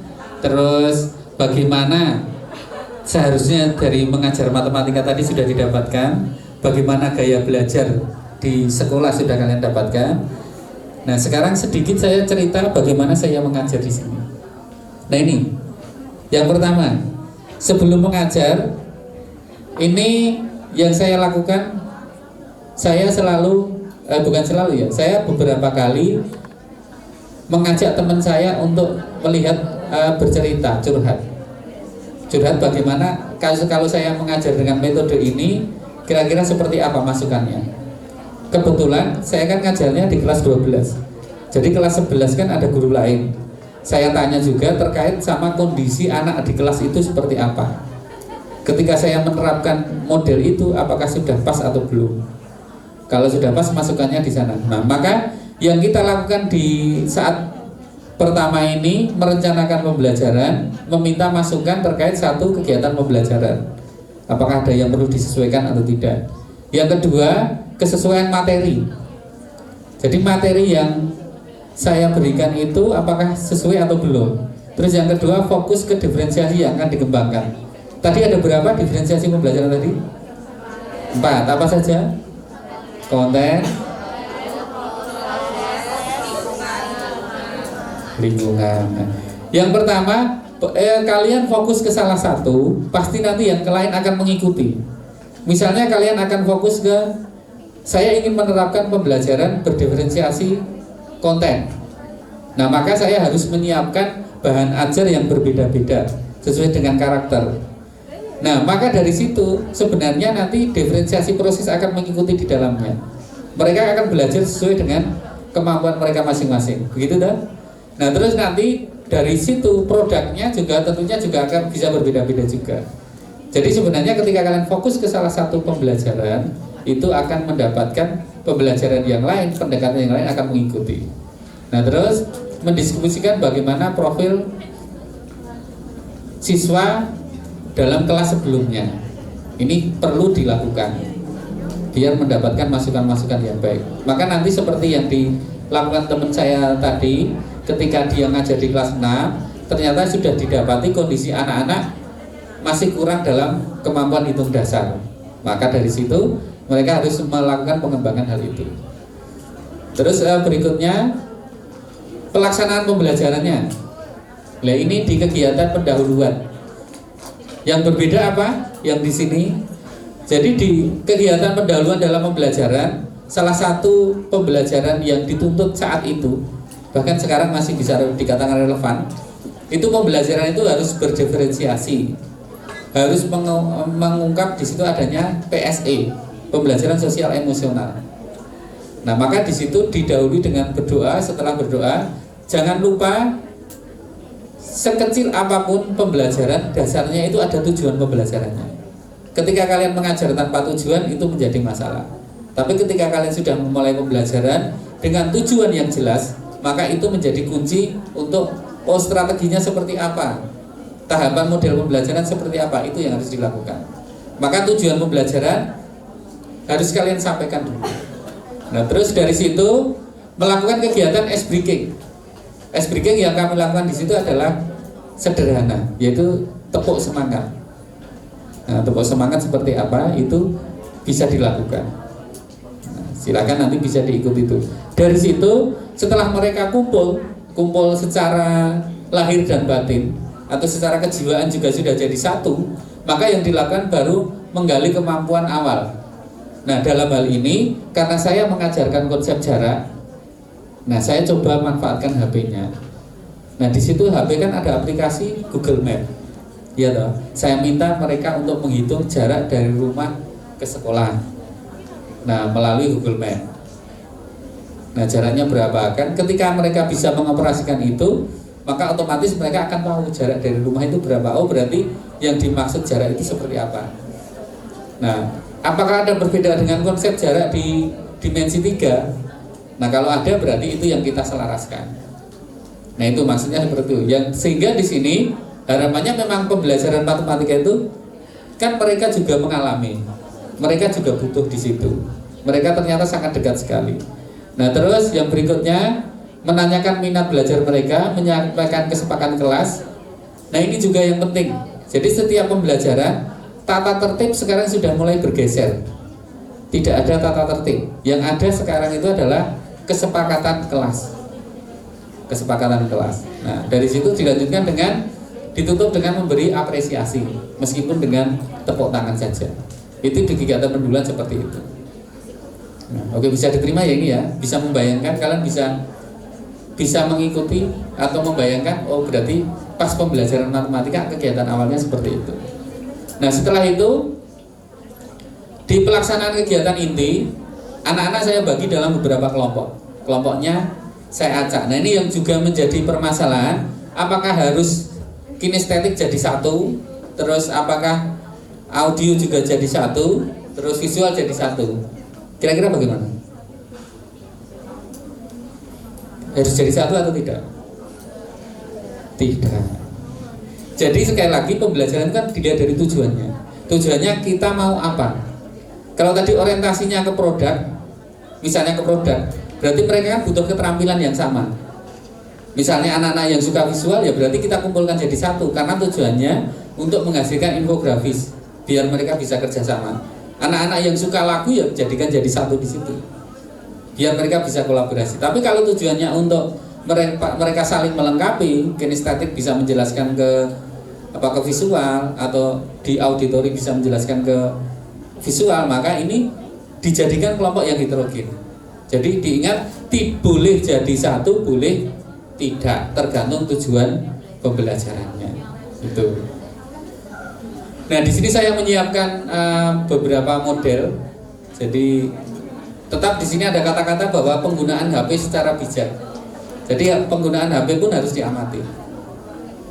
Ini saya tidak bercerita banyak. Terus berikutnya dari situ pelaksanaan pembelajaran, anak-anak diminta menyampaikan apa yang didapatkan dalam kelompok dengan media pembelajaran. Terus dalam kegiatan itu dengan kesepakatan tadi, terus teman-teman juga bisa menceritakan hal itu dalam kelompoknya masing-masing. Nah, dari situ dilanjutkan dengan ingat peran di sini bahwa guru sebagai fasilitator di sana. Jadi fasilitator itu guru ya cuman hanya menunggu, tidak ada perintah apapun di situ. Hanya menjelaskan apa yang harus dilakukan.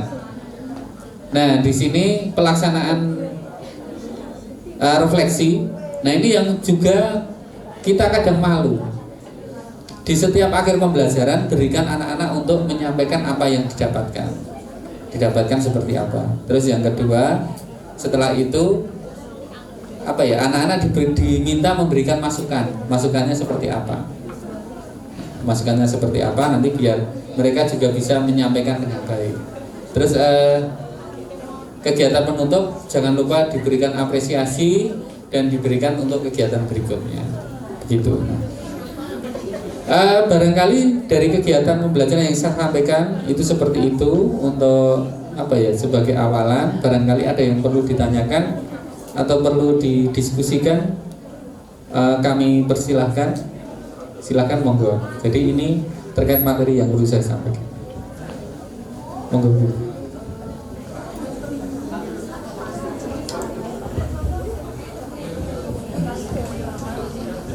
Cek. Oke, teman-teman. Halo. Hai.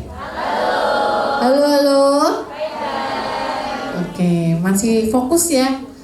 Fokusnya ke sini kan? Apa mau bimbingan? Oke, masih ke sini ya. Nah, tadi sudah ada pemaparan materi dari Pak Tri ya. Oke, ini biar tidak sepaneng, saya mau memberikan pantun ya. Nanti dijawab cakep, gitu ya. Belum ya. Oke. Jalan-jalan ke kota Mataram. Tidak lupa makan-makan. Jika ada yang kurang paham, cakep gitu.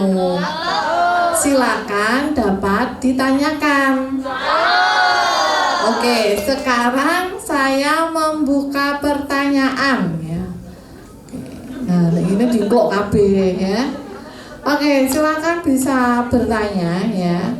Ini ada berapa kelas? Semester 7? Hah? Sampai H atau 8? Nah. I, mana I? Mbak Bintang mana? Ada? Sampai apa saya ya?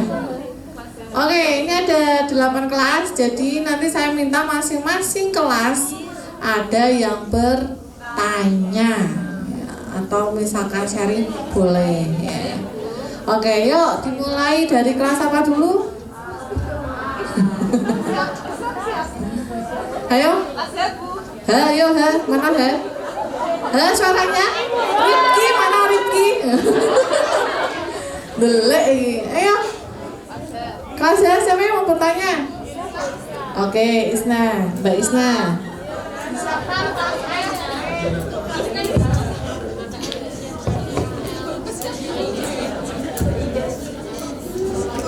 Assalamualaikum warahmatullahi wabarakatuh.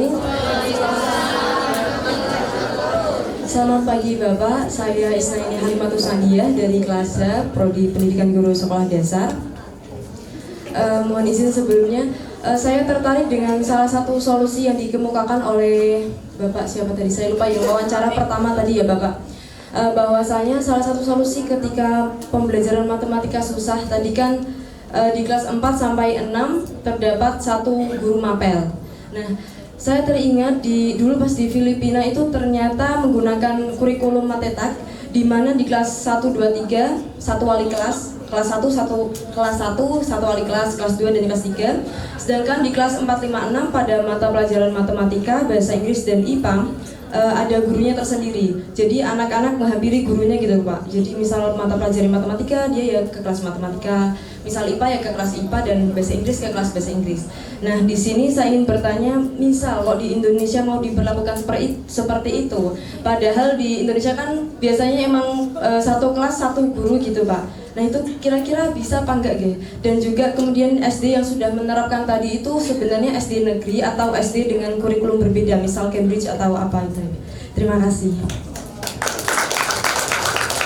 Oke, baik, kelasnya luar biasa ya. Jadi ini tidak hanya di Filipina Pak. Kemarin saya ketika di Malaysia juga sama seperti itu. di sekolah swasta maupun sekolah negeri itu memang seperti itu. Jadi yang stay itu gurunya.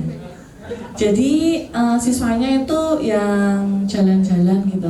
Misalkan matematika nanti ada ruangan matematika seperti itu. Jadi tidak yang di Filipina, di Malaysia juga seperti itu, Pak. Oke, selanjutnya kelas H sudah. Oh, ayam toh sing H. Ayo kelas A, B, C, D, E, F, G. Ayo. Habis H apa? G. Nah, ayo G. G siapa? Saya nggak kenal kalau yang G kok. Siapa nih yang G? Fajar, mana Fajar? Ini loh tersangka yang bilang sini. Ditandai, ayo kelas G. Siapa ya kelas G saya itu? Saya tak eling-elingi ya. Siapa nggak kelas G, Mbak? Saya nggak itu loh. Kelas G. Nek kayak gini nggak ngaku kelas G, ayo. Nggak ada kelas G. Tak minta absennya loh ya ke depan saya. Ayo. Oke, kelas G skip. Nanti tak panggil lagi ya. F siapa F? F itu siapa? Nggak kenal F kok. Siapa F? Ayo kelas F, sama Mbak kelas F. Ini kamu kelas berapa? Oke, semua nih. Ayo, kelas F mana? Kamu loh, kamu kelas apa? Kelas apa? Bimbingan, kok kelas apa? Kelas apa G? Nah, yuk ini kelas G. Mau tak panggil gak ada. Apa tadi F G? Ini mana ya Doding kok kafe, ayo kelas F. Ngerti kan? Ayo Ki, gerombolan, ayo.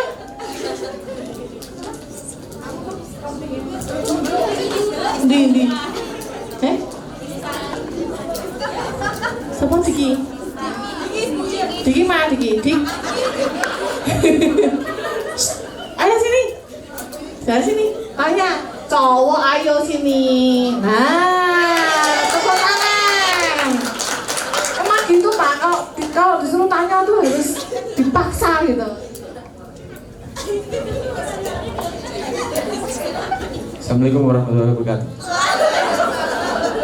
Pertanyaannya bebas Bu. Kalau nggak terkait materi boleh? Boleh ya Pak ya? Ke Pak Triyono.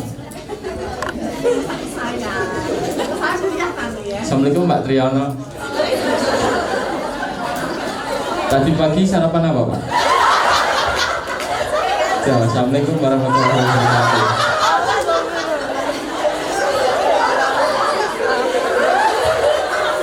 Luar biasa ya Allah Diki. Oke Pak ya. Mohon dimaklumi ya Pak mahasiswa saya. Dik, belum sarapan. Aku mau ajak sarapan bareng. Oke, kelas D ayo kelas D. Tuh kan, diem. Ayo kelas D. Mana nih kelas D ini? Tuh belakang, ayo mbak. Ojo noleh. Nah itu pakai jilbab abu-abu ya berdiri. Iya, kelas D toh. Berdiri. Nah sini. Nggak nyampe ini mic-nya, sini Cayo. Nah.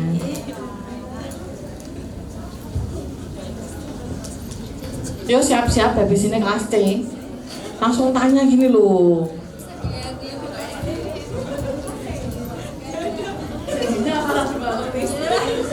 Assalamualaikum warahmatullahi wabarakatuh.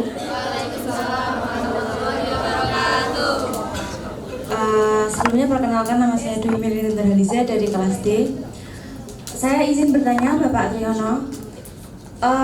Kita kan sebagai calon guru sekarang ini yang sedang diberlakukan adalah kurikulum merdeka. Di mana kurikulum merdeka itu kan kita sebagai guru dituntut untuk membiarkan anak atau siswa untuk mengembangkan atau melepaskan mereka berpikir secara berpikir secara kritis dan juga membebaskan mereka mengeksplor pikiran mereka sendiri. Ada beberapa statement mengatakan kalau pendidikan kurikulum merdeka itu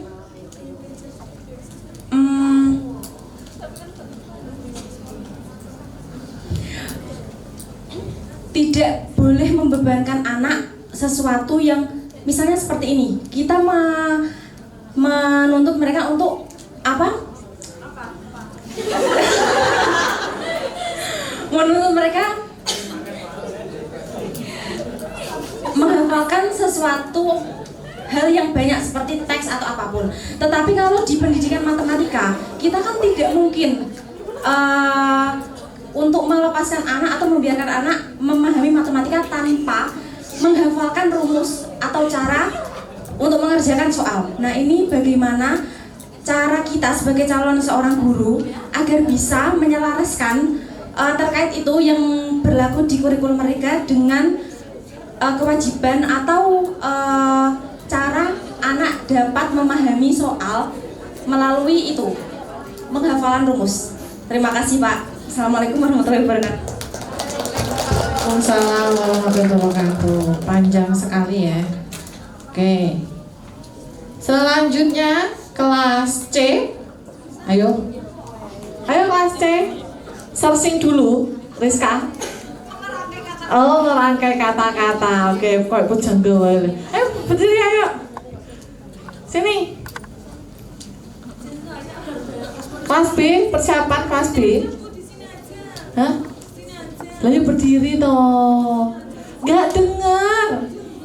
Ya udah berdiri. Kok ditarik rapi?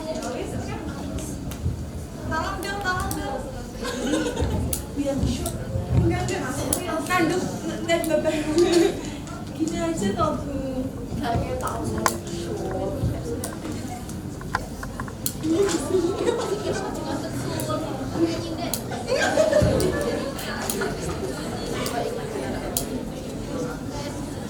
Assalamualaikum warahmatullahi wabarakatuh. Perkenalkan, nama saya Rizka Putri Melani dari kelas 7C. Pertanyaan saya, ini kan materinya terkait dengan pembelajaran matematika yang menarik ditinjau dari gaya belajar siswa. Nah, setiap siswa kan memiliki gaya belajar yang berbeda-beda, tidak mungkin sama. Nah, bagaimana cara kita menganalisis gaya belajar siswa tersebut? Lalu, apabila gaya belajar setiap siswa itu berbeda, apakah kita perlu membuat media yang berbeda-beda untuk semua siswa atau ada salah satu solusi untuk menangani masalah tersebut? Terima kasih. Sama.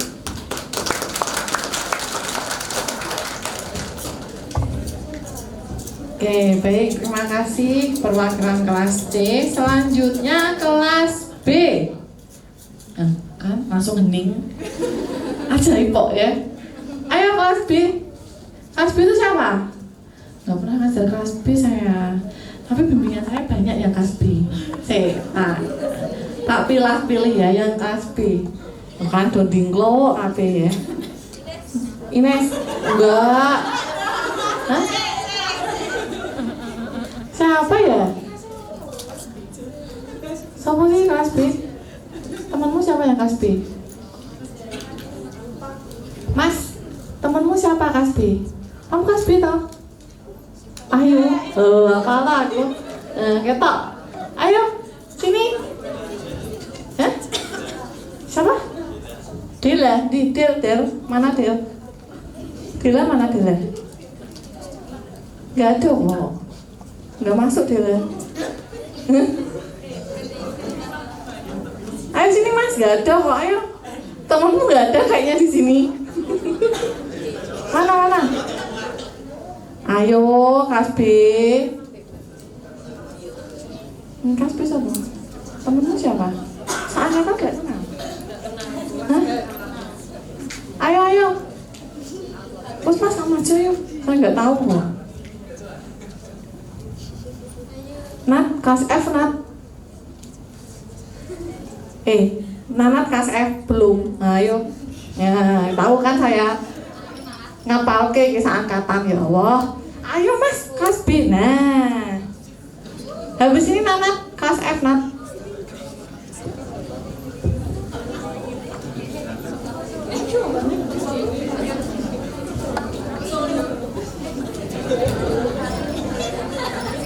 Assalamualaikum warahmatullahi wabarakatuh. Perkenalkan, nama saya Wahyu Amadudin dari kelas 7B. Saya mau bertanya. Dulu saat saya mengikuti program kampus mengajar, ada siswa yang saat pembelajaran itu, terutama pada pembelajaran matematika itu tidak bisa mengikuti pembelajaran dengan baik. Contohnya itu tidak mengerti konsep dasar dari matematika itu seperti apa. Jadi anak itu hanya menyontek temannya gitu tanpa mengetahui gimana cara mengerjakannya. Nah, itu untuk mengatasi siswa yang seperti itu bisa menggunakan gaya belajar yang seperti apa ya? Ya cukup, terima kasih. Terima kasih ya. Walaupun agak dedek-dedek ya Mas ya. Gak apa-apa, wajar ya. Selanjutnya ayo kelas F, Nanat. Belum. Habis ini kelas A. Kelas A siapa? Siapa? Mana? Ayo, berdiri. Yang kurang kelas G. Kelas G itu siapa sih? Di Puput, kelas G.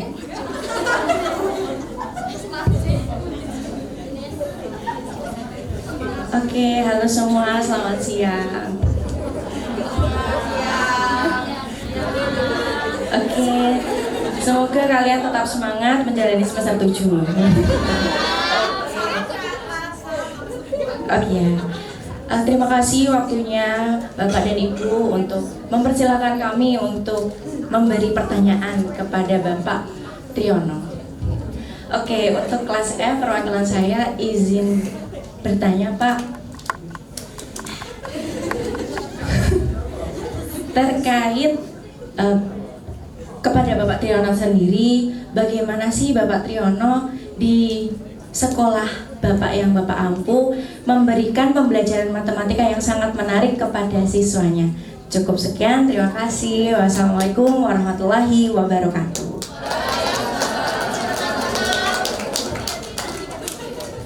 Kayak gini ya, hati-hati Nat. Oke, kelas A. Ayo. Siapa kelas A? Diri sih, mana? Saya nggak apa kalau kelas A, nggak pernah saya mengajar kelas A. Ayo siapa? Syafiq, mana? Ayo, aku agak nganut pokoknya, ayo. Sini. Mas. Siapa? Kelas A mana? Temenku mana? Syafiq itu bener kelas A. Ayo, sini. Yang mana? Yang merasa punya nama Syafiq? Ayo sini Mas, cepet. Nanti gak selesai-selesai, ayo. Ayo Mas, yang mau siapa? Hah? Risma mana Risma? Risma? Dulu oh. Mana?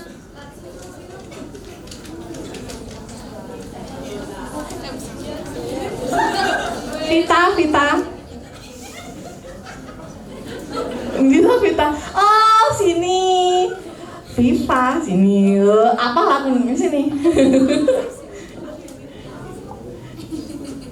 Sini, ini bata uji sempro ya. Sini.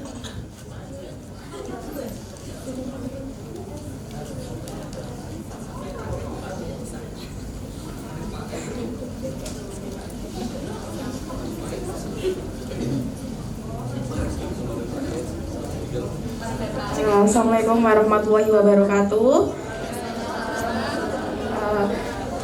Terima kasih Bu Lofika dan Pak Triyono atas waktunya untuk bertanya. Perkenalkan, saya Viva Kavita. Saya di sini mewakili kelas A untuk bertanya. Bagaimana langkah-langkah yang dapat dilakukan oleh seorang pendidik untuk mengidentifikasi gaya belajar siswa di dalam kelas?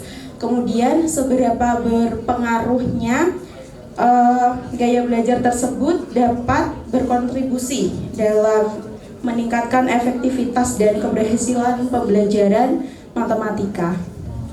Terima kasih Pak Triyono. Wassalamualaikum warahmatullahi wabarakatuh. Oke. Mana Mbak? Sudah? 1, 2, 3, 4, 5, 6.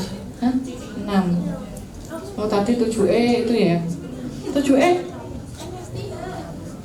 Apa? Tadi saya sudah makan apa kok gitu?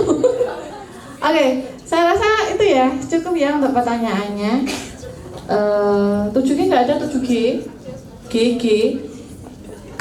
Ayo toh Devi. Mana yang bernama Devi? Tidak ada? Oke, saya hitung sampai 3 ya. 1, 2, 3. Oke, selesai pertanyaannya. Nah, nggak ngantuk kan? Enggak. Sudah. Oke, makasih ya. Oke, ada 7 pertanyaan Pak Tri, ya. Monggo nanti bisa dijawab dari mana dulu, silahkan ya. Tadi ada dari kelas 7H yang terkait Filipina itu. Kalau apa namanya? Gurunya stay di kelas. Terus kemudian tadi 7D itu terkait hafalan ya, bagaimana kalau matematika itu menghafal. Terus 7C itu menganalisis gaya belajar setiap siswa itu seperti apa, terus ada solusi tidak untuk hal tersebut. Terkait media, kalau misalkan gaya belajarnya berbeda-beda. Terus yang 7B itu terkait pengalamannya ya, tadi ada anak yang matematika tuh memang tidak bisa mengerjakan. Nah itu bagaimana cara mengajar yang tepat untuk siswa tersebut. Ada lagi Pak, ini memang banyak ya Pak. Terus bagaimana Bapak memberikan matematika itu yang menarik di sekolah? Oh, dicontohkan Pak, pembelajaran matematika yang menarik di sekolah ketika Pak Tri mengajar. Dan yang terakhir itu langkah-langkah untuk mengidentifikasi gaya belajar siswa. Monggo Pak Tri bisa dijawab. Ya, terima kasih, banyak sekali ya dan luar biasa pertanyaannya. Yang pertama tadi mungkin menyambung terkait penerapan pembelajaran per guru per mapel dalam kelas tinggi.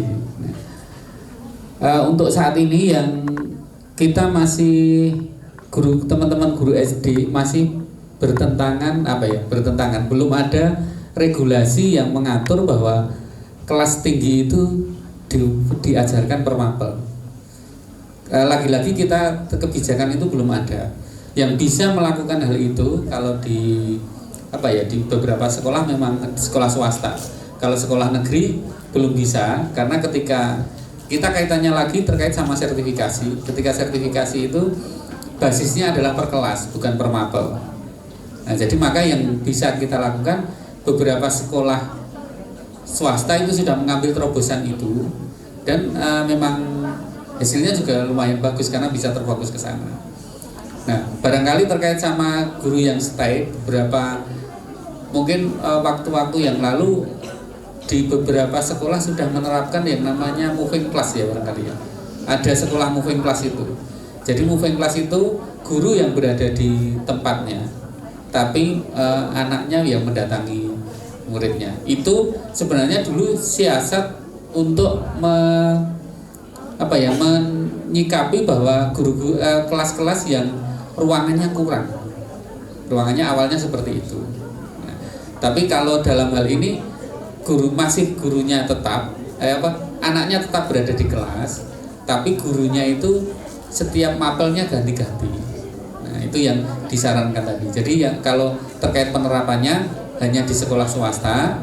Kalau sekolah negeri karena terkait kebijakan itu belum ada yang mengatur. Basicnya seperti itu. Nah, itu yang pertama. Terus yang kedua, yang membiarkan anak-anak mengembangkan anak berpikir, mengeksplor, terus menghafal tadi mungkin. Nah, teman-teman sekalian, ketika mengajar, sekali lagi mohon dilihat bahwa tidak membiarkan ya bahasanya barangkali. Kita itu tugasnya adalah mendampingi, memfasilitasi. Jadi kalau membiarkan tidak. Ketika kita mengajar sesuatu mapel, itu ada acuannya.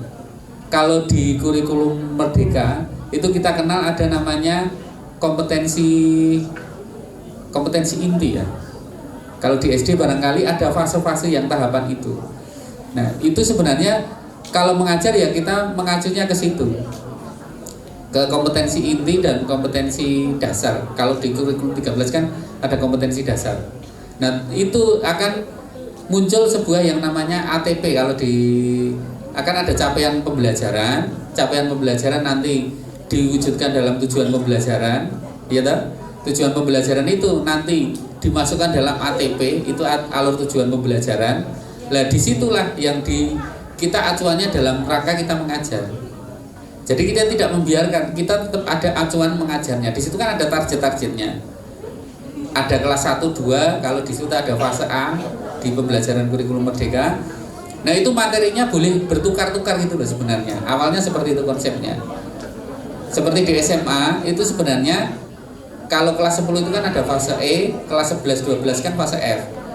Nah, materinya ini sebenarnya bisa ditukar-tukar, yang penting dalam satu fase. Itu jadi barangkali tidak membiarkan, tapi kita harus pembelajarannya mengacu ke tujuan pembelajaran kita seperti apa. Nah, terkait tadi ada anak yang menganalisis gaya belajar, tadi juga ada mengidentifikasi belajarnya seperti apa, itu saya kira pertanyaan yang hampir sama. Yang bisa kita lakukan di kurikulum Merdeka kan ada tahapan awal pembelajaran itu ada namanya tes diagnostik. Nah, tes diagnostik itu tujuannya untuk bisa mengetahui kesiapan belajar anak, bisa mengetahui profil belajar anak. Kalau profil belajar anak itu kita bisa bekerja sama dengan teman-teman bimbingan konseling. Bimbingan konseling itu punya instrumen yang mengetahui, oh ini anak cenderungnya gaya belajarnya di mana, ini gaya belajarnya di mana. Jadi kita bisa kolaborasi sama teman-teman bimbingan konseling. Bagi sekolah yang punya dana bisa mengundang psikologi, atau psikologi itu bisa diundang ke situ untuk menentukan bagaimana tahapan pembelajaran di situ. Atau yang lebih mudah, kita bisa tanya ke guru yang mengajar sebelumnya. Nah, makanya di sekolah sekarang baru rame-rame dibicarakan terkait sama komunitas belajar. Jadi sekolah itu sekarang wajib memiliki komunitas belajar, karena guru-guru juga harus dituntut belajar juga. Begitu. Nah, itu terkait sama tadi yang bagaimana mengetahui gaya belajar. Terus berikutnya tadi ada yang menanyakan terkait ada mungkin cara saya. Nah, cara saya mengajar seperti apa? Kebetulan kalau saya mengajar di kelas itu saya tidak menggunakan satu metode yang setiap kali seperti itu, enggak. Kadang saya selingi beberapa kegiatan seperti tadi, anak-anak saya berikan kesempatan menggunakan HP, tapi tetap dalam koridor untuk belajar, bukan untuk game yang lain. Nah, di sini peran guru yang perlu yang agak intensif di dalamnya. Makanya guru selalu keliling, anak-anak apakah benar-benar menggunakan HP untuk belajar atau menggunakan hal yang lain. Nah, ini perlu diamati. Barangkali kalau di teman-teman SD kan lebih mudah ya, karena anak-anaknya kan bisa dikontrol. Tapi anak-anak SMA yang ini yang perlu perhatian khusus. Karena apa? Kadang kemampuan penggunaan HP bapak ibu guru sama anak-anak itu lebih pintar anak-anak. Nah, itu yang perlu kita ketahui lebih lanjut. Jadi seperti itu. Terus hal lain yang saya lakukan juga, anak-anak beberapa kali saya ajak keluar. Misalnya di materi yang belum lama ini terkait sama geometri, itu ada materi tentang lingkaran. Sebenarnya sederhana, malah materinya tentang unsur-unsur lingkaran. Ya, mereka saya minta untuk mencari bentuk-bentuk yang bentuknya lingkaran, terus unsur-unsurnya seperti apa, saya minta untuk menghitung kelilingnya secara langsung. Nah, baru di kelas kita ulas secara ulang. Nah, jadi memang benar-benar saya upayakan anak-anak kami saya ajak untuk belajar di luar secara langsung gitu. Itu untuk pertanyaan itu. Terus berikutnya lagi, tadi seberapa sumbangsihnya gaya belajar dengan dengan pembelajaran yang ada di kelas atau keberhasilan gitu, bisa dikatakan seperti itu. Nah, ketika kita menentukan gaya belajarnya sudah pas, maka harapannya treatment yang kita lakukan itu juga pas. Tentunya kita tidak bisa memfasilitasi anak-anak belajar sesuai keinginan mereka, tapi paling tidak kita bisa berupaya kecenderungan kelas itu seperti apa. Gitu, kecenderungan kelas itu seperti apa, kita berikan materinya di situ. Terus solusi bagaimana yang anak-anak tertinggal tadi, kita bisa upayakan satu. Tentunya ada dalam suatu kelas itu pasti ada satu atau dua anak yang anomali di luar di luar kewajaran. Nah, itu bisa kita treatment khusus, bisa kita ajar di luar jam kalau itu kesulitan. Kalau itu masih kesulitan, kita bisa luangkan waktu ketika teman-teman lain dijadikan kelompok. Nah, kita dampingi secara khusus untuk itu.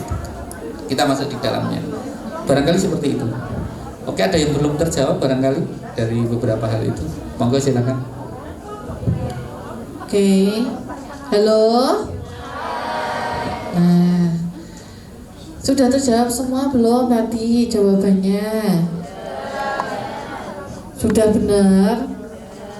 Ayo yang bertanya tadi sudah terjawab belum? Sudah. Ada yang belum? Mana? Oh, sarapan. Sarapannya belum, Pak, katanya. Oh ya, ini kebetulan tadi pagi saya itu sampai di sini jam berapa ya? Jam 9-an. Terus saya kan belum hafal daerah Kudus ya. Itu saya coba cari nasi Padang itu bingung gitu. Akhirnya saya ketemunya di dekat Yayan itu. Sini. Ya, Yayan itu. Nah, itu saya sarapannya di situ kebetulan. Nah. Gitu. Oke. Sarapannya nasi Padang. Oh, sarapannya nasi Padang. Mas Diki, ya. Sarapannya nasi Padang. Ya. Biar Padang terus sampai nanti malam ya. Oke, karena ini Pak Tri asli Boyolali ya. Ada yang pernah ke Boyolali? Belum. Ada yang asli sana? Ada? Nggak ada. Nah, jadi beliaunya ini tadi pagi langsung dari Boyolali ke sini khusus untuk menemani teman-teman semester 7. Oke, ada yang mau? Oke, terima kasih loh. Nah, ada yang mau bertanya lagi tidak? Oke, sudah siang ya? Tapi di sini masih gelap kok ya, nggak kelihatan tuh loh ya. Oke, baik. Saya rasa cukup Pak Tri untuk kegiatan kita hari ini. Kita sudah masuk di penghujung acara. Saya juga menyampaikan banyak terima kasih kepada Pak Tri selaku narasumber. Saya selaku moderator pada kuliah umum hari ini minta maaf apabila selama memandu kegiatan ada yang kurang berkenan di hati teman-teman mahasiswa dan mungkin Pak Tri. Sebelum saya kembalikan ke MC ya, saya ada pantun lagi. Nah, belum ya. Nah, ini jawabnya harus lebih kenceng ya, karena ini penutupannya. Seto sabar ya. Oke. Mengikuti kuliah umum hari ini. Narasumbernya bernama Pak Tri. Semangat para pejuang skripsi. Semoga tahun depan jadi alumni. Oke, terima kasih. Acara saya kembalikan ke MC.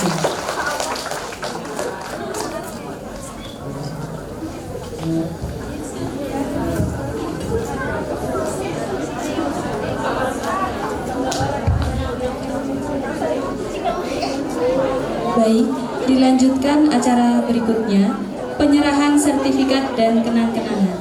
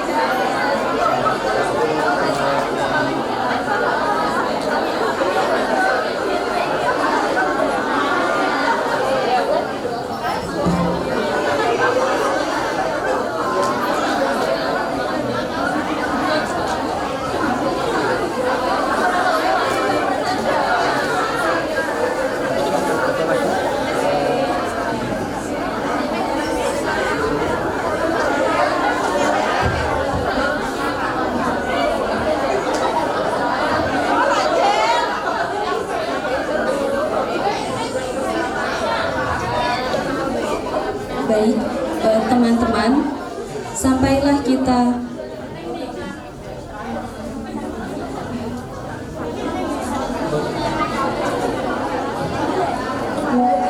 dilanjutkan acara berikutnya, menyanyikan lagu Padamu Negeri dan himne UMK.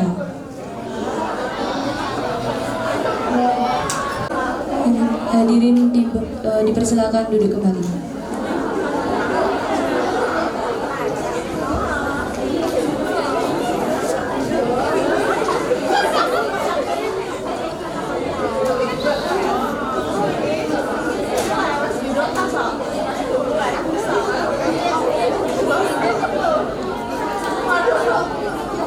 Hadirin yang berbahagia, tibalah kita di penghujung acara.